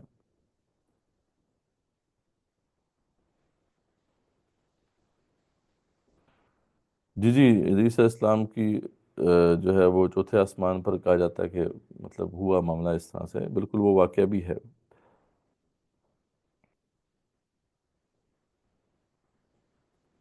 نہیں اب یہ ہمیں نہیں پتہ نا کہ وہ واپس آئیں گے یا وہ اب خضر کی شکل میں، اب ان کو اللہ تعالیٰ نے ایک اور ڈیوٹی دے دی ہے۔ ہوتے تو اللہ ہی جانتا ہے نا، جیسے اب دیکھیں کہ ابلیس بھی تو ایسے ہی ہے نا، ابلیس جنوں میں سے تھا، اب وہ جن ہوتے ہوئے فرشتوں کی محفل میں کیسے چلا گیا، یہ ایک سوال ہے۔ اسی طریقے سے ادریس بھی ہیں تو انسانوں میں سے، لیکن ہو سکتا ہے فرشتوں کی محفل میں چلے گئے ہوں، کیونکہ ان کا جو بیہیویئر ہے وہ فرشتوں والا ہی ہے، وہ کام وہی کر رہے ہیں جو فرشتے کرتے ہیں۔ تو یہ کوئی ہے راستہ، وہ کیسے یہ ہوتا ہے ہمیں نہیں پتا، لیکن دیر از سم پاسبلٹی ہے۔ تو مسٹریز ہیں اگین، یہ اس میں وہی میپنگ ہوئی ہوئی ہے، اس کو کوئی کوڈ کو کوئی ڈسیفر کرے تو یہ مسٹریز انفولڈ ہوں گی۔ لیکن یہ ہے کہ یہ بات بڑی انٹرسٹنگ ہے کہ یہاں پہ 2 دفعہ اس کا ذکر آیا ہے۔ جب اللہ تعالیٰ بار بار ذکر کرتے ہیں تو اس کا مطلب ہے ہی از لیٹنگ اس نو، یا ہمیں وہ ڈائریکٹ کر رہے ہیں کہ اس طرف ہم دیکھیں، ٹھیک ہے۔ اس کے بعد پھر جو ہے وہ وہی آیت آتی ہے جس کا ذکر ہم پہلے کر چکے ہیں کہ وَحَرَامٌ عَلَىٰ قَرْيَةٍ أَهْلَكْنَاهَا أَنَّهُمْ لَا يَرْجِعُونَ حَتَّىٰ إِذَا فُتِحَتْ يَأْجُوجُ وَمَأْجُوجُ وَهُم مِّن كُلِّ حَدَبٍ يَنسِلُونَ۔ یہ اگر آپ دیکھیں کہ یہ آیت نمبر جو ہے یہ 96 آیت ہے، اور ٹوٹل اس کی آیت انبیاء کی 112 ہیں، مطلب آپ اسی طرح وہاں پہ دیکھیں گے کہ کس آیت میں یاجوج ماجوج کا ذکر آیا ہے، سورہ کاف میں ٹوٹل نمبر آف آیت کو دیکھیں گے تو بڑی ایگزیکٹ میپنگ بنتی ہے، یعنی ان 2 صورتوں میں جو ہے یاجوج ماجوج کا ذکر این ایک جگہ پہ ہی آیا ہے، یہ میپنگ ہے۔ اگین یہ کوئی اس کا مطلب یہ کوئی کوئنسیڈنس تو نہیں ہے، اس کے پیچھے بھی کوئی نہ کوئی حکمت خدا بندی ہے۔ اللہ تعالیٰ کا کلام ہے وہی، اس میں تو بہت سی لیئرز ہیں، ملٹی لیئرڈ میننگز ہیں، اب وہ کتنی لیئرز ہوں گی اس کی اب ہم امیجن کر سکتے ہیں۔ تو تو ہے یاجوج ماجوج کا جو ہے وہ کھل جانا جو ہے، اس کا تعلق حرام اس ایک ایسی بستی کے ساتھ ہے کہ جو دوبارہ بسی ہے، اور وہ یروشلم کی بستی ہی ہے جو دوبارہ بسی ہے، اور وہ کن لوگوں نے بسائی ہے آپ کو پتہ ہی ہے، یہی کلونیل پاورز نے بسائی ہے، یہی یاجوج ماجوج ہیں جنہوں نے بسائی ہے۔ تو اس لیے تو اقبال نے فرمایا تھا کہ کھل گئے یاجوج و ماجوج کے لشکر تمام، چشم مسلم دیکھ لے تفسیر حرف ینسلون۔ تو یہ جو آیت نمبر 96 ہے اسی کی طرف اشارہ کیا علامہ اقبال نے کہ یہی یاجوج ماجوج ہیں جن کے لشکر کھل چکے ہیں، اور جو ہے اس کو اب اپنی آنکھوں سے ہم دیکھ رہے ہیں۔ اس کے بعد اللہ فرماتے ہیں کہ قیامت کا وقت قریب آ جائے گا، جیسے ہی یاجوج ماجوج نکل جائیں گے تو پھر اس کے بعد قیامت بہت قریب آ جائے گی۔ آپ صلی اللہ علیہ وسلم کی ایک حدیث ہے، قیامت اتنی قریب ہوگی جیسے کہ 9 مہینے کی حاملہ جو اونٹنی ہوتی ہے وہ آتے ساتھ ہی بچہ دے دیں گے، اس کے بارے میں ہم کہہ نہیں سکتے کہ آج بچہ دے گی یا کل بچہ دے گی، ٹھیک ہے۔ تو اتنا یعنی قریب آ جائے گا آخرت کا معاملہ۔ جی ٹھیک ہے، یہ کویشچن میں لیتا ہوں، بس اب کنکلوڈ ہونے والا ہے سورہ انبیاء، پھر ہم دیکھتے ہیں اس کو۔ تو یہاں پہ ایک اور بڑی انٹرسٹنگ بات، اگین سائنٹیفک فیکٹ جو آج کے دور کا انسان سمجھ سکتا ہے، یہ تو بالکل ریسنٹ ڈسکوری ہے، یعنی یہ تو بھی سمجھنے شاید ہی کچھ 10-20 سال پہلے آئی ہو۔ The concept of big crunch, یوم نطوی السماء کطی السجل للکتب کما بدأنا اول خلق نعید وعدا علینا انا کنا فاعلین۔ کیا بات ہے، یعنی اللہ فرماتے ہیں کہ ہم جو ہے آسمان کو یوں لپیٹ دیں گے جیسے تمہار لپیٹا جاتا ہے۔ آپ دیکھیں نا جیسے وہ ہوتا ہے نا سکرولز ہوتے ہیں، سکرولز کو لپیٹا جاتا ہے، اس طرح ہم واپس اس کو لپیٹ دیں گے، اور جیسے ہم نے اسے اول دفعہ پیدائش کی تھی اس کنڈیشن میں یہ دوبارہ آ جائے گا۔ یہ ہے this is the concept of big crunch, یہ کانسیپٹ یہ ہے کہ بگ بینگ ہوا تھا، اس سے پہلے پوائنٹ آف سنگولرٹی تھا، بالکل ایک نقطہ تھا جس میں ہر چیز تھی، وہاں سے جب ہم بگ بینگ ہوا تو ہر چیز پھیلی، اور یہ ایسا ایسا پھیل رہی ہے پھیل رہی ہے پھیل رہی ہے، آخر کار ایک وقت ایسا آئے گا کہ گریویٹیشن فورس جو ہے اتنی کمزور ہو جائے گی ان کی آپس میں اجسام کی، کہ دوبارہ سے جو ہے یا مطلب آہستہ آہستہ یہ سلو ڈاؤن ہو جائے گا سارا معاملہ، اور گریویٹیشن فورس دوبارہ سے پل کرے گی ان کو، اور یہ ساری کی سب جو چیزیں ہیں دوبارہ سے اس پوائنٹ آف سنگولرٹی پہ آ جائیں گی، اسے کہتے ہیں بگ کرنچ۔ تو یہ کانسیپٹ بھی اللہ تعالیٰ نے یہاں پہ بیان کر دیا، سبحان اللہ۔ کانسیپٹ آف بگ کرنچ ضرور دیکھیے، آپ کو بہت انٹرسٹنگ چیزیں اس کی ملیں گی، اور قرآن مجید میں جو ہے اس کو بیان کر دیا گیا ہے، اور اتنی خوبصورت طریقے سے بیان کیا کہ جیسے کہ آپ اپنی آنکھوں سے اس کو دیکھ رہے ہیں کہ جیسے وہ سکرولز رپیٹے جاتے ہیں، اس طریقے سے واپس یہ جو ہے وہ فولڈ بیک ہوگا، سبحان اللہ۔ اور اس کے بعد پھر اللہ تعالیٰ نے وہ پیشن گوئی جو اینڈ ٹائمز کی پیشن گوئی ہے اس کو دوبارہ یہاں پہ ذکر ہو گیا ہے، وہ احادیث میں تو کثرت سے اس کا ذکر ہے کہ وَلَقَدْ كَتَبْنَا فِي الزُّبُورِ مِن بَعْدِ الذِّكْرِ، زبور کے اندر ہم نے یہ لکھ دیا تھا اللہ کی یاد کے بعد کہ ان الارض یرثها عبادی الصالحون، یہ زمین جو ہے یہ صالحین کی ہوگی، یہاں پہ صالحین کی حکومت ہوگی۔ اور وہ آپ کو بتایا رسول اکرم صلی اللہ علیہ وسلم کی حدیث ہیں کہ مجھے سارے مشرق و مغرب دکھا دیے گئے، اور میں نے سارے مشرق و مغرب دیکھ لیے، یاد رکھو کہ میرا جو دین ہے اس کی یہ پورے ان علاقوں پر غالب ہو کے رہے گا جو مجھے مشرق و مغرب میں دکھا دیے گئے۔ تو آخرکار دین ہی غالب ہونا ہے، یہی ڈیسٹنی ہے، اس سے کوئی بھی اسکیپ نہیں کر سکتا، لیکن ٹائم لگے گا اس میں، ٹھیک ہے۔ تو ان فی ھذا لبلاغا لقوم عابدین۔ تو یہ جو ہے یہاں پہ سورہ انبیاء وہ ختم ہوتی ہے، اس کے بعد جو ہے سورہ حج ہے۔ سورہ حج جو ہے وہ ہجرت کے دوران نازل ہوئی تھی، اس لیے اس کا ایک حصہ جو ہے وہ مکی دور میں نازل ہوا، اور ایک حصہ جو ہے وہ مدنی دور میں نازل ہوا، اور اسی میں پہلے جو ہے نا جہاد کی اجازت دی گئی تھی۔ تو اس کے اندر بھی کچھ بالکل آغاز میں ہی اگین اینڈ ٹائم سے متعلق کچھ اشارات ہیں۔ ابھی میں آپ کو سامنے کچھ پڑھوں گا، آپ کو یاد، میں نے ایک حدیث آپ کو سنائی ہے، مجھے آپ نے بتانا ہے کہ کسی کو کوئی یاد آئی ہے وہ حدیث ان آیات کی روشنی میں۔ بالکل آغاز میں اللہ تعالیٰ فرماتے ہیں کہ یا ایھا الناس اتقوا ربکم ان زلزلۃ الساعۃ شیء عجیب، اے لوگو اللہ کا تقوی اختیار کرو، قیامت جو ان زلزلۃ الساعۃ آخر جو گھڑی ہے اس کا جو زلزلہ ہے یہ بہت عظیم چیز ہے۔ یوم ترونہا تذہل کل مرضعۃ عما ارضعت وتضع كل ذات حمل حملها وترى الناس سکارى وما هم بسکارى ولكن عذاب اللہ شدید۔ جس دن تم اسے دیکھو گے کہ ہر دودھ پلانے والی اپنے دودھ پیتے بچے کو چھوڑ دے گی، اور تمام حمل والیوں کو کے حمل گر جائیں گے، اور تم دیکھو گے لوگ مدہوش دکھائی دے رہے ہیں لیکن مدہوش نہیں ہوں گے، اللہ کا عذاب بھی بڑا شدید ہوگا۔ یہ بات سنی ہے آپ نے مجھ سے پہلے؟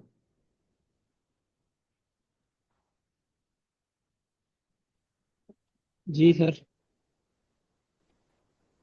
یاجوج ماجوج کو نکالنے والے ہاں جی، قصے۔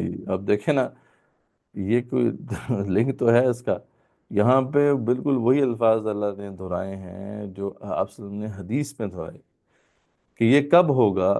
جب اللہ تعالیٰ آدم علیہ السلام سے کہیں گے اے آدم جہنم کا حصہ نکال لو، آدم علیہ السلام کہیں گے کتنا، مجھے تو نہیں پتا، اللہ کہیں گے 1000 میں سے 999۔ جب روز محشر آپ امیجن کریں کہ سب انسان کھڑے ہیں، صفیں لگی ہوئی ہیں، اور اللہ آدم سے کہیں گے بھائی نکالو جہنم کا حصہ، آدم علیہ السلام کہیں گے کتنا، آپ اللہ تعالیٰ کہیں گے، جواب دیں گے 1000 میں سے 999 نکال لو۔ تو یہ وہ وقت ہوگا کہ جب حمل والیوں کے حمل گر جائیں گے، اور جب یہ سارا جو یہاں پہ بتایا جا رہا ہے، ٹھیک ہے، دودھ پلانے والی ہیں دودھ پیتے بچوں کو چھوڑ دیں گی، اور بچے بوڑھے ہو جائیں گے، اور تم دیکھو گے لوگ نشے کی حالت میں ہیں لیکن نشے کی حالت میں نہیں ہوں گے، اللہ تعالیٰ کا عذاب بھی بڑا سخت ہوگا۔ تو یہ دیکھیں اب یہاں پہ اشارہ کیا ہے، کیا تعلق ہے اس کا یہاں پہ، کیوں اس کو یہاں پہ ذکر کیا اللہ تعالیٰ نے، اور حدیث میں اور وہ بھی یجوج مجوج والی حدیث ہے، اس کو یہاں پہ اللہ تعالیٰ نے جو ہے اس کا ایک حصہ یہاں پہ آیا ہے۔ اینی ویز آگے چلتے ہیں، اس کے بعد اللہ فرماتا ہے یا ایھا الناس ان کنتم فی ریب من البعث، اے لوگو اگر تمہیں جو ہے دوبارہ اٹھائے جانے پہ شک ہے، فَإِنَّا خَلَقْنَاكُم مِّن تُرَاب، تو میں تمہیں بتا دیتا ہوں کہ میں نے پہلی بار کیسے تخلیق کیا۔ اگین بہت بڑی دلیل، بہت بڑی دلیل قرآن کی حقانیت پر، اسلام کی حقانیت پر، شاید یہ سب سے بڑی دلیل ہے۔ یعنی اس سے بڑی دلیل جو ہے وہ ہم سائنٹیفک ڈسکوریز ہوئی ہیں، اس سے بڑی دلیل شاید نہ ہو کہ اللہ تعالیٰ نے یہ بتا دیا کہ میں نے انسان کو کیسے تخلیق کیا۔ یعنی اس سے یہ ثابت ہو جاتا ہے کہ سچے خدا اللہ تعالیٰ ہی ہے۔ دیکھیں سچا خدا وہی ہے نا جس کو پتہ بھی ہے کہ اس نے کیسے تخلیق کیا۔ جس کو پتہ ہی نہیں کہ اس نے ہمیں کیسے تخلیق کیا، وہ سچا خدا تو ہو ہی نہیں سکتا۔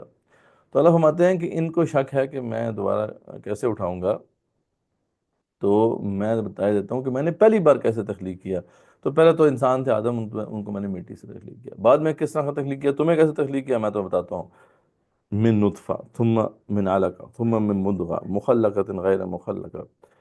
اب یہ ساری جو سٹیجز بیان کی انہوں نے کہ پہلے علقہ ہوتا ہے، پھر مضغہ ہوتا ہے، پھر اس کے بعد جو ہے وہ ہڈیاں بنتی ہیں، پھر فکسونا العظام لحما۔ کچھ باتیں یہاں پہ آ گئی ہیں، باقی باتیں اس سے اگلی صورت میں سورہ مومنون میں آ گئی۔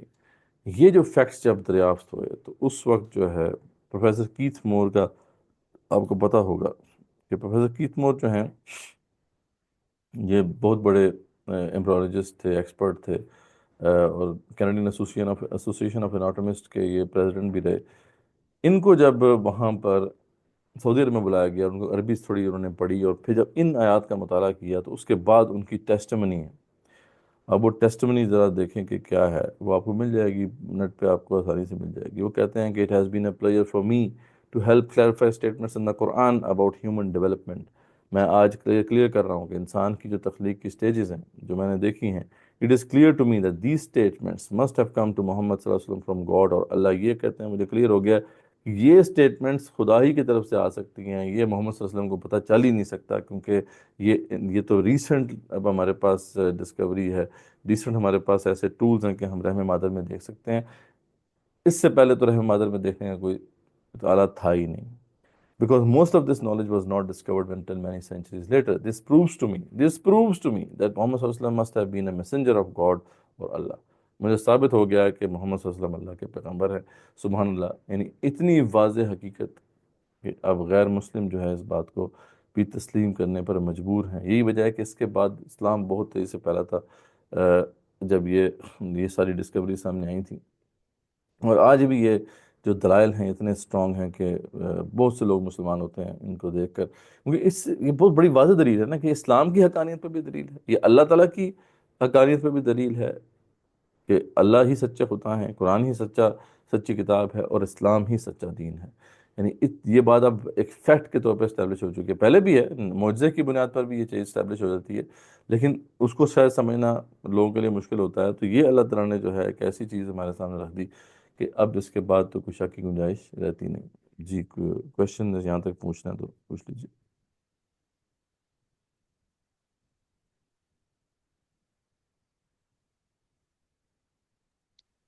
سر، جی جی آیات محکمات مطلب جن میں احکام آئے ہوتے ہیں آیتوں میں، ان پہ سوال کرنا جائز ہے کہ نہیں؟ مطلب کچھ آیتیں ہوتی ہیں جیسے آپ نے نشانیوں والی بہت سی آیات بتائی، اس پہ تو غور و فکر کر کے کوشچننگ کرنا وہ تو ٹھیک ہے، اس سے اور ڈسکوریز ہوتی ہے، لیکن وہ حکم جیسے نماز، روزہ اور ایسے احکامات آئے ہیں، جیسے وہ کل کوشچن کیا تھا کہ خشکی کا شکار جائز ہے احرام کی حالت میں، اور طریقہ شکار جائز ہے اور خشکی کا ناجائز ہے، تو ان پہ سوال کرنا جائز ہے؟ اصل میں اس میں کیا مسئلہ ہے کہ جو محکمات ہیں نا، محکم جو آیات ہیں، وہ ایک تو قرآن میں بالکل واضح ہیں، دوسرا یہ کہ اس پہ رسول اکرم صلی اللہ علیہ وسلم نے تفصیلی وضاحت کر دی ہے، اور پھر صحابہ کرام نے بھی اس پہ عمل کر کے اور اس کو وضاحت سے بیان کر کے اتنا واضح کر دیا کہ اب اس پہ سوال بنتا نہیں ہے۔ ٹھیک ہے، یعنی یہ تو ہم اس کے بارے میں جو اصول ہے ہمارا وہ یہ ہے کہ جو بتا دیا گیا ہے اس کو ہم ایز از ایکسیپٹ کریں گے۔ ہاں، اس کی حکمت، اس کی وزڈم تلاش کرنا کوئی غلط نہیں ہے، وزڈم تلاش کریں گے، ہم کوشش کریں گے، لیکن اس بات کو ہم اپنے ذہن میں اچھی طرح بٹھا لیں گے کہ ہو سکتا ہے اس کی وزڈم ہمیں نہ سمجھ میں آئے، اس کی وجہ ہماری ناقص عقل ہے، اس کی وجہ جو ہے یہ نہیں ہے کہ اس کے اندر وزڈم نہیں ہے، وزڈم ضرور ہے اس کے اندر، اللہ کے ہر حکم میں وزڈم ہے، لیکن ہم وزڈم کو تلاش کرنے کی کوشش تو کریں گے، لیکن اس بیس پہ اس حکم کو ہم ایکسیپٹ یا ریجیکٹ نہیں کر سکتے، ٹھیک ہے؟ تو یہ بات ذرا ہمیں سمجھ لینی چاہیے۔ تو ہر حکم کی وزڈم ضرور ہے، وہ تلاش کریں، اس کی کوشش ہوتی رہنی چاہیے۔ اور ہمارے اسکالرز نے کی بھی ہے، کہ شاہ ولی اللہ دہلوی رحمۃ اللہ علیہ کا جو پورا کام ہے حجت اللہ بالغہ، اس کے اندر تو یہی ہے نا، حکمتیں بیان کی ہیں انہوں نے، پوری جو بھی احکامات ہیں ان کی۔ ٹھیک ہے، کلیئر ہے یہ؟ یس سر۔ سر ایک اور کوشچن ہے جی کہ جی وہ جی بگ بینگ تھیوری والا کہ پہلے زمین و آسمان مطلب ایک تھے، انہیں پھر علیحدہ علیحدہ کر دیا گیا، پھر دوبارہ یہ آیت آئی کہ جب قیامت ہوگی اور جب تمار کی طرح لپیٹا جائے گا تو ان کو پھر دوبارہ اکٹھا کر دیا جائے گا، تو پھر وہ حشر کہاں برپا ہوگا کہ جس میں کہا گیا کہ زمین کوٹ کوٹ کر برابر کر دی جائے گی اور یہ جی۔ اب یہ ساری چیزیں؟ اگین یہ ہمیں تو نہیں پتا کہ مسٹریز ہیں، یہ کب کی بات ہو رہی ہے، کیا یہ روز محشر پہلے سجے گا یہاں پہ، وہاں پہ حساب کتاب ہونے کے بعد کا یہ معاملہ ہے، کہ اس کو دوبارہ سے جو ہے وہ لپیٹ دیا جائے گا، جب سارے انسانوں کو اور جنوں کو تو جنت یا دوزخ میں ڈال دیا جائے گا، ٹھیک ہے؟ تو پھر یہ جو سارا کچھ ہے اس کو کیا کرنا ہے، تو اس کو لپیٹ دیا جائے گا۔ تو یہ کب ہوگا ہمیں نہیں پتہ، لیکن یہ ہے کہ سائنٹیفکلی یہ اب ایک پاسبلٹی کے طور پہ اس کو ڈسکس کیا جاتا ہے۔ آپ اگر سرچ کر لیں بگ کرنچ کے اوپر، کافی آپ کو ویڈیوز مل جائیں گی کہ یہ کیا چیز ہے۔ تو لیکن یہ ہے کہ اتنی ایسی حقیقت جس کو آج کا انسان جو ہے وہ بڑی ریسرچ اور اتنی سائنٹیفک ڈسکوریز کے بعد جان رہا ہے، اسلام قرآن یہ پہلے ذکر کر رہا ہے۔ تو یہ جو سورہ انبیاء ہے نا، اس میں آپ کو عجیب کیفیت ملتی ہے۔ یہ جو اللہ نے کہا نا فیہ ذکرکم، یہ ہمارا ہی ذکر ہے اس میں۔ یہ آج کے دور کا انسان کا، جو کہ بیسیکلی اینڈ ٹائمز کے بالکل قریب ہے، یہ اسی کا ذکر، ٹھیک ہے؟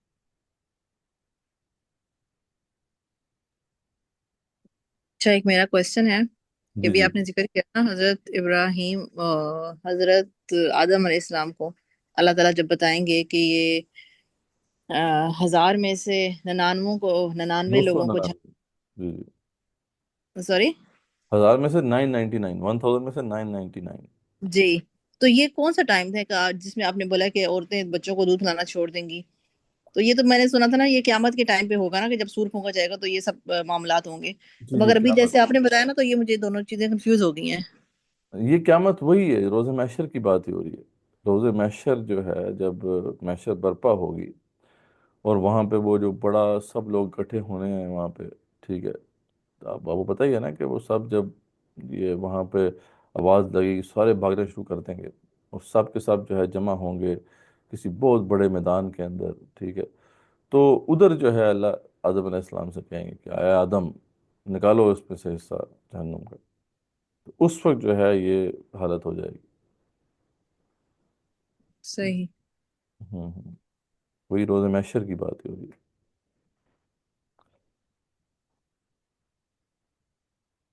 اچھا جی، تو یہ جو ہے، جیسے میں نے بتایا کہ یہ جو ڈسکوری ہے، یہ بہت زبردست ڈسکوری ہے۔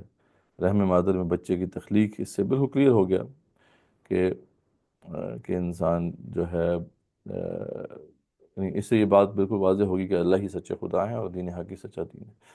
اس کے بعد پھر اللہ تعالیٰ نے جو ہے مختلف کردار واضح کیے ہیں، کہ کچھ لوگ تو وہ ہوتے ہیں جو کفر پہ ڈٹے ہوئے ہیں اور اللہ کی جو ہدایت ہے اس کے خلاف جو ہے وہ لڑ رہے ہیں۔ اللہ فرماتے ہیں وَمِنَ النَّاسِ مَن يُجَادِلُ فِي اللَّهِ بِغَيْرِ عِلْمٍ وَلَا هُدًى وَلَا كِتَابٍ مُنِيرٍ۔ وہ جھگڑتے ہیں اللہ کی تو جو ہے اللہ کی ہدایت کے بارے میں، بغیر علم کے، بغیر ہدایت کے، بغیر کتاب کے، ٹھیک ہے؟ تو اللہ فرماتے ہیں کہ یہ تو وہ کفار ہو گئے تھے۔ پھر ہم جیسے جو منافقین کا ذکر ہے کہ وَمِنَ النَّاسِ مَن يَعْبُدُ اللَّهَ عَلَى حرف، تو لوگوں میں سے کچھ ایسے بھی ہیں، کچھ تو وہ ہوتے ہیں نا جب اللہ کا حکم آیا تو بس اب اس پہ عمل کرنا ہے، جو بھی ہو، جو بھی قربانی دینی پڑے، ڈزنٹ میٹر، سب کچھ قربان کرنے کے لیے تیار ہے، ٹھیک ہے؟ تو کچھ ہوتے ہیں وہ اپنا دامن بچانے کی کوشش کرتے ہیں، ٹھیک ہے؟ تھوڑا بہت کر لیا، باقی بچا کے رکھا۔ تو وہ جو ان کے بارے میں اللہ فرماتے ہیں وَمِنَ النَّاسِ مَن يَعْبُدُ اللَّهَ عَلَى حرف، تو لوگوں میں سے کچھ ایسے بھی ہیں جو کنارے پر رہ کر بندگی کرنا چاہتے ہیں۔ فَإِنْ أَصَابَهُ خَيْرٌ اطْمَأَنَّ بِهِ وَإِنْ أَصَابَتْهُ فِتْنَةٌ انقلب على وجهه خسر الدنيا والآخرة ذلك هو الخسران المبين۔ یعنی ان کا معاملہ کیا ہے، اگر کوئی نفع مل گیا تو دلچسپی لے لیتے ہیں، کوئی فائدہ ہو گیا دین پہ چلنے میں تو چلو آگے بڑھ لیا، اور اگر کوئی آفت آئی، کوئی مشکل پڑ گئی تو اسی وقت جو ہے منہ پھیر لیا۔ اللہ فرماتے ہیں کہ ایسے جو لوگ ہیں ان کا خسارہ ہے دنیا اور آخرت میں، یہی اصل بڑا خسارہ ہے۔ یعنی یہ وہ لوگ ہیں نہ خدا ہی ملا نہ وصال صنم، نہ ادھر کے رہے نہ ادھر کے رہے۔ تو وہی بات ہے کہ تم نے بچا بچا کے نہیں رکھنا۔ جیسے اقبال نے پھر اسی غالباً اسی آیت کی روح سے وہ کہا تھا کہ تو بچا بچا کے نہ رکھ اسے، تیرا آئینہ ہے وہ آئینہ، کہ شکستہ ہو تو عزیز تر ہے نگاہ آئینہ ساز میں۔ بڑی خوبصورت مثال دی انہوں نے، فرمایا کہ اقبال فرماتے ہیں کہ ایک آئینہ ساز جو ہوتا ہے، جو آئینہ بنانے والا ہوتا ہے، اسے کافی عرصے بعد اگر اپنا آئینہ نظر آئے اور وہ آئینہ استعمال ہی نہ ہوا ہو، مرر جو ہے بالکل استعمال ہی نہ ہوا ہو، تو اسے اچھا لگے گا یا برا لگے گا؟ ٹھیک ہے، اوبویسلی اسے برا لگے گا کہ یار اس کی جو تخلیق تھی، کریشن تھی، اس کا کسی نے فائدہ نہیں اٹھایا، اس کو اس قابل نہیں سمجھا کہ استعمال کیا۔ جبکہ اگر وہی آئینہ اگر کافی استعمال ہوا ہو تو اسے فخر ہوگا کہ میری جو تخلیق تھی، اس کا جو مقصد تھا وہ سرو ہوا۔ تو اقبال فرماتے ہیں کہ یہ جو اللہ نے ہمیں صلاحیتیں دی ہیں، یہ جسم دیا، مال دیا ہے اور سب کچھ جو ہمیں دیا ہے، اس کو ہم اگر اللہ کے دین کے لیے کھپائیں گے تو اللہ خوش ہوگا کہ یار یہ کھپا کے یہاں پہ لے کے آئے۔ ہمارا تو معاملہ یہ ہے کہ ہم نے کھپایا ہی نہیں، ٹھیک ہے، جب کھپایا ہی نہیں تو پھر وہ اللہ تعالیٰ کو پسند نہیں ہے، اور خاص طور پہ ہم نے کھپایا بھی تو غلط جگہ پہ کھپایا جس کے لیے نہیں کھپانا چاہیے تھا۔ تو یہ جو ہے ایک اہم بات ہے کہ منافقین کا طرز عمل اللہ تعالیٰ نے واضح کیا ہے۔ پھر اللہ تعالیٰ مومنین کے بتاتے ہیں کہ وہ لوگ تو بالکل جو ہے کامیاب ہو گئے۔ تو یہاں تک ہی ہے جو آج ہم نے کرنا تھا، آگے پھر جو ہے ایک پارٹ رہتا ہے سورہ حج کا، وہ انشاءاللہ ہم کل کریں گے، اس میں بہت امپورٹنٹ مضامین ہیں۔ تو ابھی تک کی جو ڈسکشن ہے اس میں کوئی کویشچن ہو کسی کا تو وہ پوچھ لیں، پھر ورنہ کنکلوڈ کرتے ہیں انشاءاللہ۔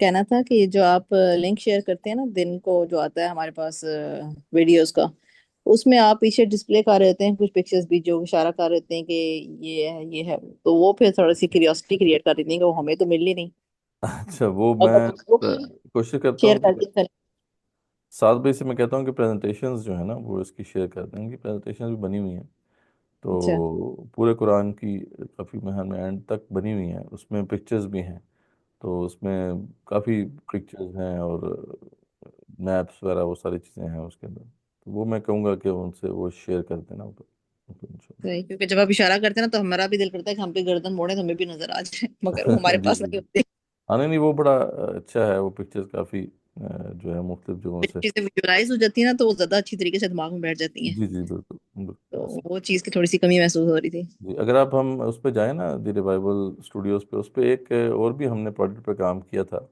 اس میں آپ کو بڑا مزہ آئے گا، وہ ہے قرآن السٹریٹڈ۔ یہ ہم نے آدھا قرآن کر پائے تھے، ہم 14 پارے تک ہم نے کیا تھا۔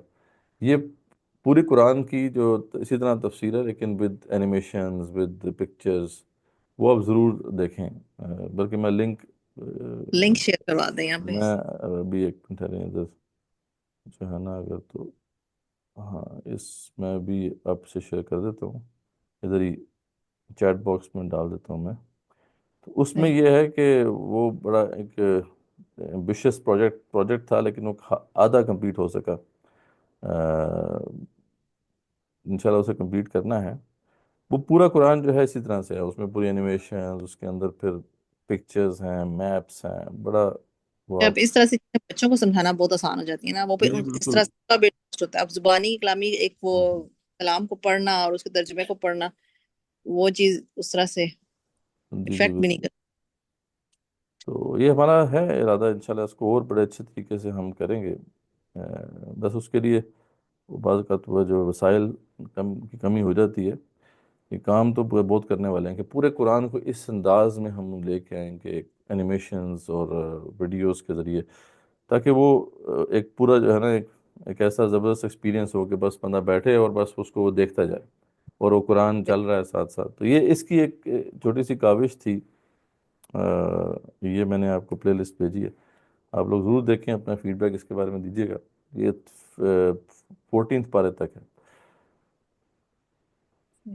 اور دوسرا مجھے عربک سیکھنے کا بہت شوق ہے، تو میں جی نے جی گرامر سٹارٹ کی تھی، سمجھ میں آ رہی تھی، مگر مسئلہ یہ تھا کہ اس کو استعمال کرنے کا، کہ بندہ اب اس کے جیسے میں نے آن لائن شروع کیا تھا تو اس کے ساتھ کنورسیشن ہو کسی کے ساتھ تو بندہ وہ ڈسکس کرتا ہے تو وہ بھی سمجھ میں آتی ہے، تو پھر مجھے کسی نے مطلب میں نے کہا کہ میں ٹیچر کے ساتھ ہی کر لیتی ہوں، مگر مجھے موسٹلی لوگوں نے کہا کہ جو ٹیچرس کراتے ہیں نا وہ فریزز کی شکل میں کراتے ہیں، تو وہ چیزیں زیادہ کنفیوز ہو جاتی ہیں، اس میں کلیئرٹی نہیں ہوتی. تو دیکھیں اس میں آپ کی دو کیا چیزیں ہیں. کس طرح عربک سے شروع کرنی چاہیے؟ جی اس میں ایک تو ہے کہ عربک، قرآنک عربک جو ہے نا اس پہ فوکس اگر ہم کریں پرانے تو کر رہی ہاں مجھے. جی اس کا انشاءاللہ ہمارے کئی کورسز ہیں اس کے ملٹیپل.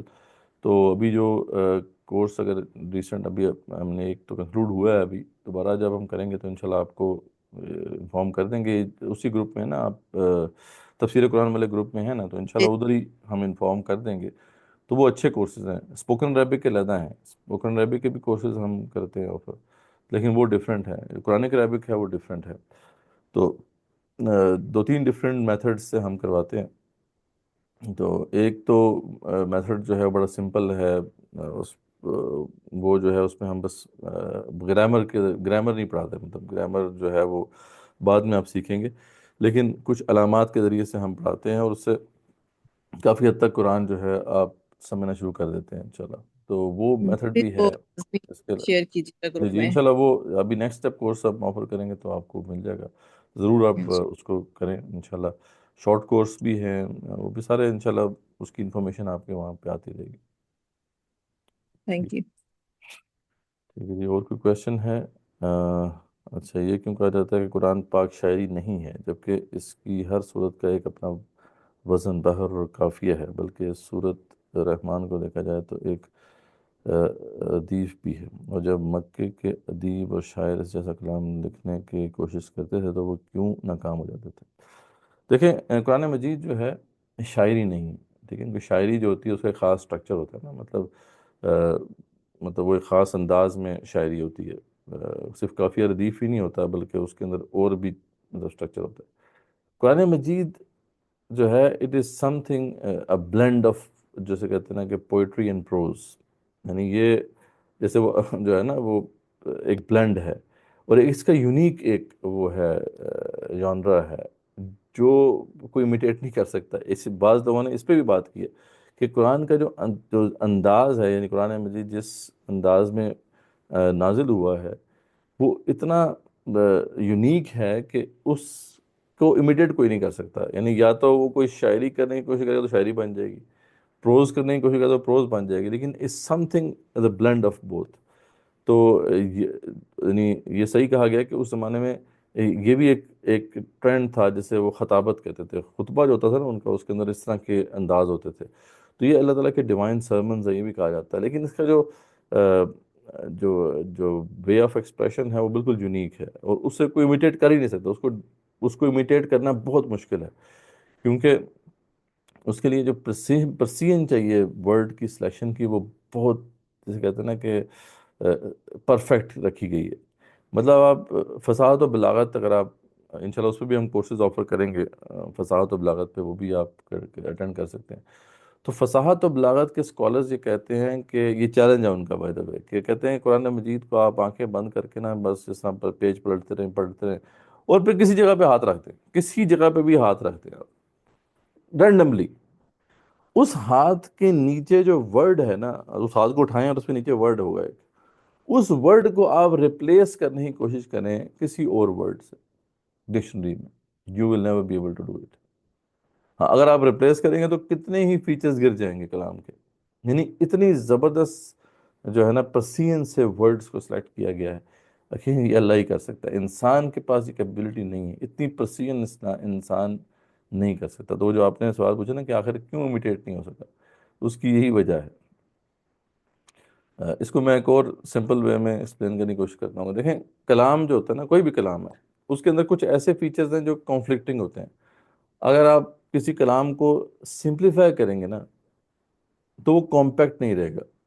یہ تو آپ سمجھ سکتے ہیں نا بات کو، میرے خیال میں کوئی مسئلہ نہیں ہے آپ کو سمجھنے میں، کہ اگر آپ اس کو سمپلیفائی کریں، کسی بھی بات کو آپ سادہ انداز میں سمپلیفائی کریں گے تو وہ کمپیکٹ نہیں رہے گا. ٹھیک ہے. اچھا آپ اسے کمپیکٹ کرنے کی کوشش کریں گے تو وہ سمپلیفائی نہیں ہوگا. ٹھیک ہے. اکانومی آف ورڈز کو آپ اس پہ جائیں گے تو وہ سمپل نہیں رہے گا، مشکل ہو جائے گا. آسان کرنے کی کوشش کریں گے، آسان کرنے کی کوشش کریں گے تو وہ کمپیکٹ نہیں رہے گا. تو یہ دو فیچرز ایسے ہیں کلام کے جو کانفلکٹنگ ہیں. اچھا اسی طریقے سے پھر آپ دو اور فیچرز کو لیں کہ اگر آپ کسی کلام کو ریدمک بنانے کی کوشش کریں گے تو اس کی جو انٹیلیجبلٹی ہے وہ کمپرومائز کرنی پڑے گی، ٹھیک ہے؟ اس لیے آپ دیکھیں نا، کوئی پی ایچ ڈی تھیسس شاعری میں نہیں لکھا جاتا، کوئی اس طرح کا آپ نے پیپر لکھنا ہے تو وہ اٹ ہیز ٹو بی، یعنی اسٹرکچر، اس کا اسٹرکچر ڈفرینٹ ہوگا، پروز کا ہوگا۔ تو اگر آپ جو ہے اس کو ریدمک بنانا چاہیں گے تو اس کی جو انٹیلیجبلٹی ہے، اس کی انٹیگریٹی ہے، وہ کمپرومائز ہوگی۔ ہاں، اگر آپ اس کو اسٹرکچر کرنا چاہتے ہیں، اس کو جو ہے اس کی انٹیلیجبلٹی کو بڑھانا چاہتے ہیں، تو پھر اس کے اندر ردم نہیں ہوگا۔ تو اب ان کانفلکٹنگ جو فیچرز ہیں ان کو ایک ساتھ ڈالنے کی آپ کوشش کریں، مطلب ایک کلام جو کمپیکٹ بھی ہو، سمپل بھی ہو، ردمک بھی ہو، اس کی جو انٹیلیجبلٹی بھی جو ہے کمپرومائز نہ کرے، اتنے زیادہ فیچرز کو آپ ایک ساتھ جب انہینس کرنے کی کوشش کرتے ہیں تو آپ کے پاس ورڈز کی جو سلیکشن کے آپشنز ہیں وہ کم ہوتے جاتے ہیں، کم ہوتے جاتے ہیں، کم ہوتے جاتے ہیں، یہاں تک کہ اتنے زیادہ کم ہو جاتے ہیں کہ you have only one word for that جو آپ سلیکٹ کر سکتے ہیں۔ اگر آپ اس ورڈ کی جگہ پہ کوئی اور ورڈ ڈالیں گے تو فیچرز کمپرومائز ہو جائیں گے۔ تو اس لیول کی آپٹیمائزیشن اور پریسیجن یہ انسان کے بس کی بات۔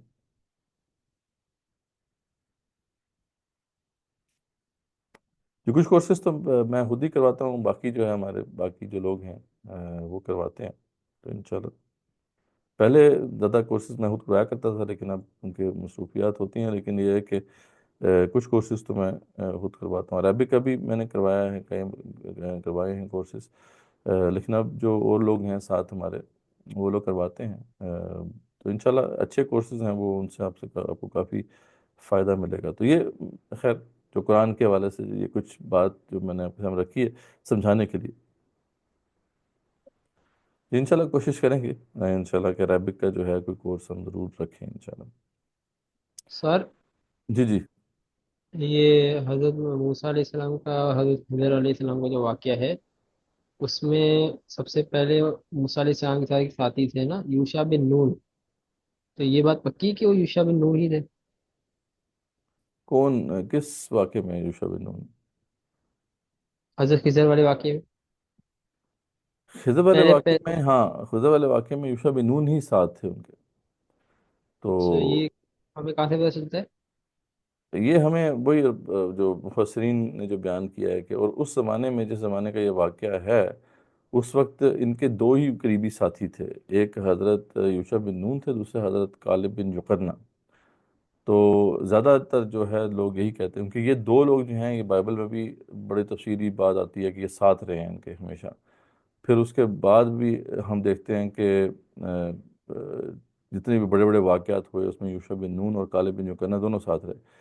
خاص طور پہ یوشع بن نون اس لیے کہ یہ ایک بڑا اہم سفر تھا اور اللہ نے بھیجا تھا موسیٰ علیہ السلام کو، تو موسیٰ علیہ السلام اپنے خاص شاگرد کو رکھیں گے، اور ان کے خاص شاگرد جو ان کے بعد میں خلیفہ بھی بنے وہ یوشع بن نون ہیں۔ تو یہ سارے دلائل جو ہیں اس طرف اشارہ کرتے ہیں کہ وہ یوشع بن نون ہی تھے۔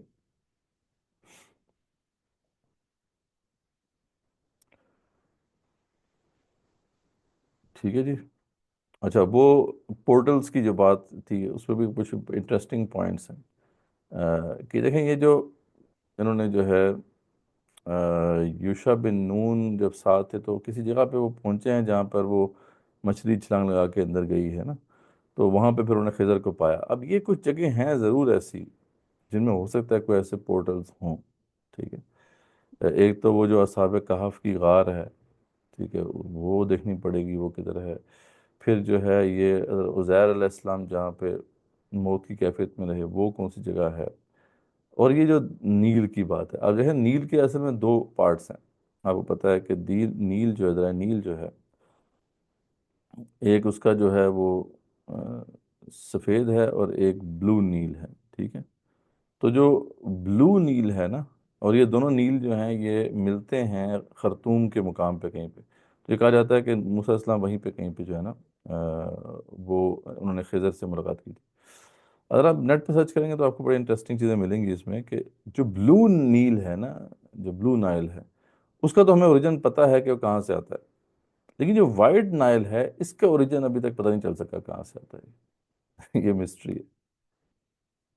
اور آپ کو پتہ ہے جب معراج کے واقعے میں آپ صلی اللہ علیہ وسلم گئے تھے اور ساتویں آسمان پر آپ پہنچے، تو آپ نے وہاں پر نیل و فرات کو دیکھا تھا، تو عین ممکن ہے کہ یہ دریائے نیل کی جو وائٹ والی جو شاخ ہے وہ کہیں اوپر سے آ رہی ہے، اب کہیں نہ کہیں سے تو وہ اوپر سے آ کے ادھر نیچے گر رہی ہے، وہ جگہ لیکن ابھی تک نہیں مل سکی۔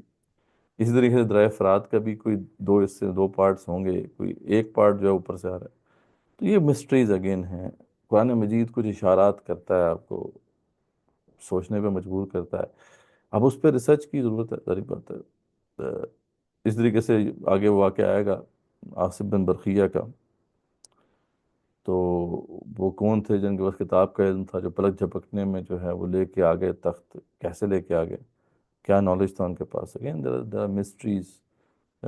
کسی زمانے میں جب میں قرآن اسی طرح پڑھا رہا تھا تو ان مسٹریز کے بارے میں سوچتے سوچتے نا ایسے ہی میں نیٹ پہ سرچ کرنا شروع کر دیا، تو ایک دنیا کھل گئی کہ یہ جو اینشینٹ سویلائزیشنز ہیں ان کی مسٹریز کتنی ہیں، یہ اب ہمیں مصر جو ہیں یہ کیسے بنے، ایجپشنز جو تھے وہ کیسے یہ سب کچھ کر پائے، اس کے علاوہ اور جو اینشینٹ سویلائزیشنز ہیں وہ کیا کیا کرتی رہی ہیں۔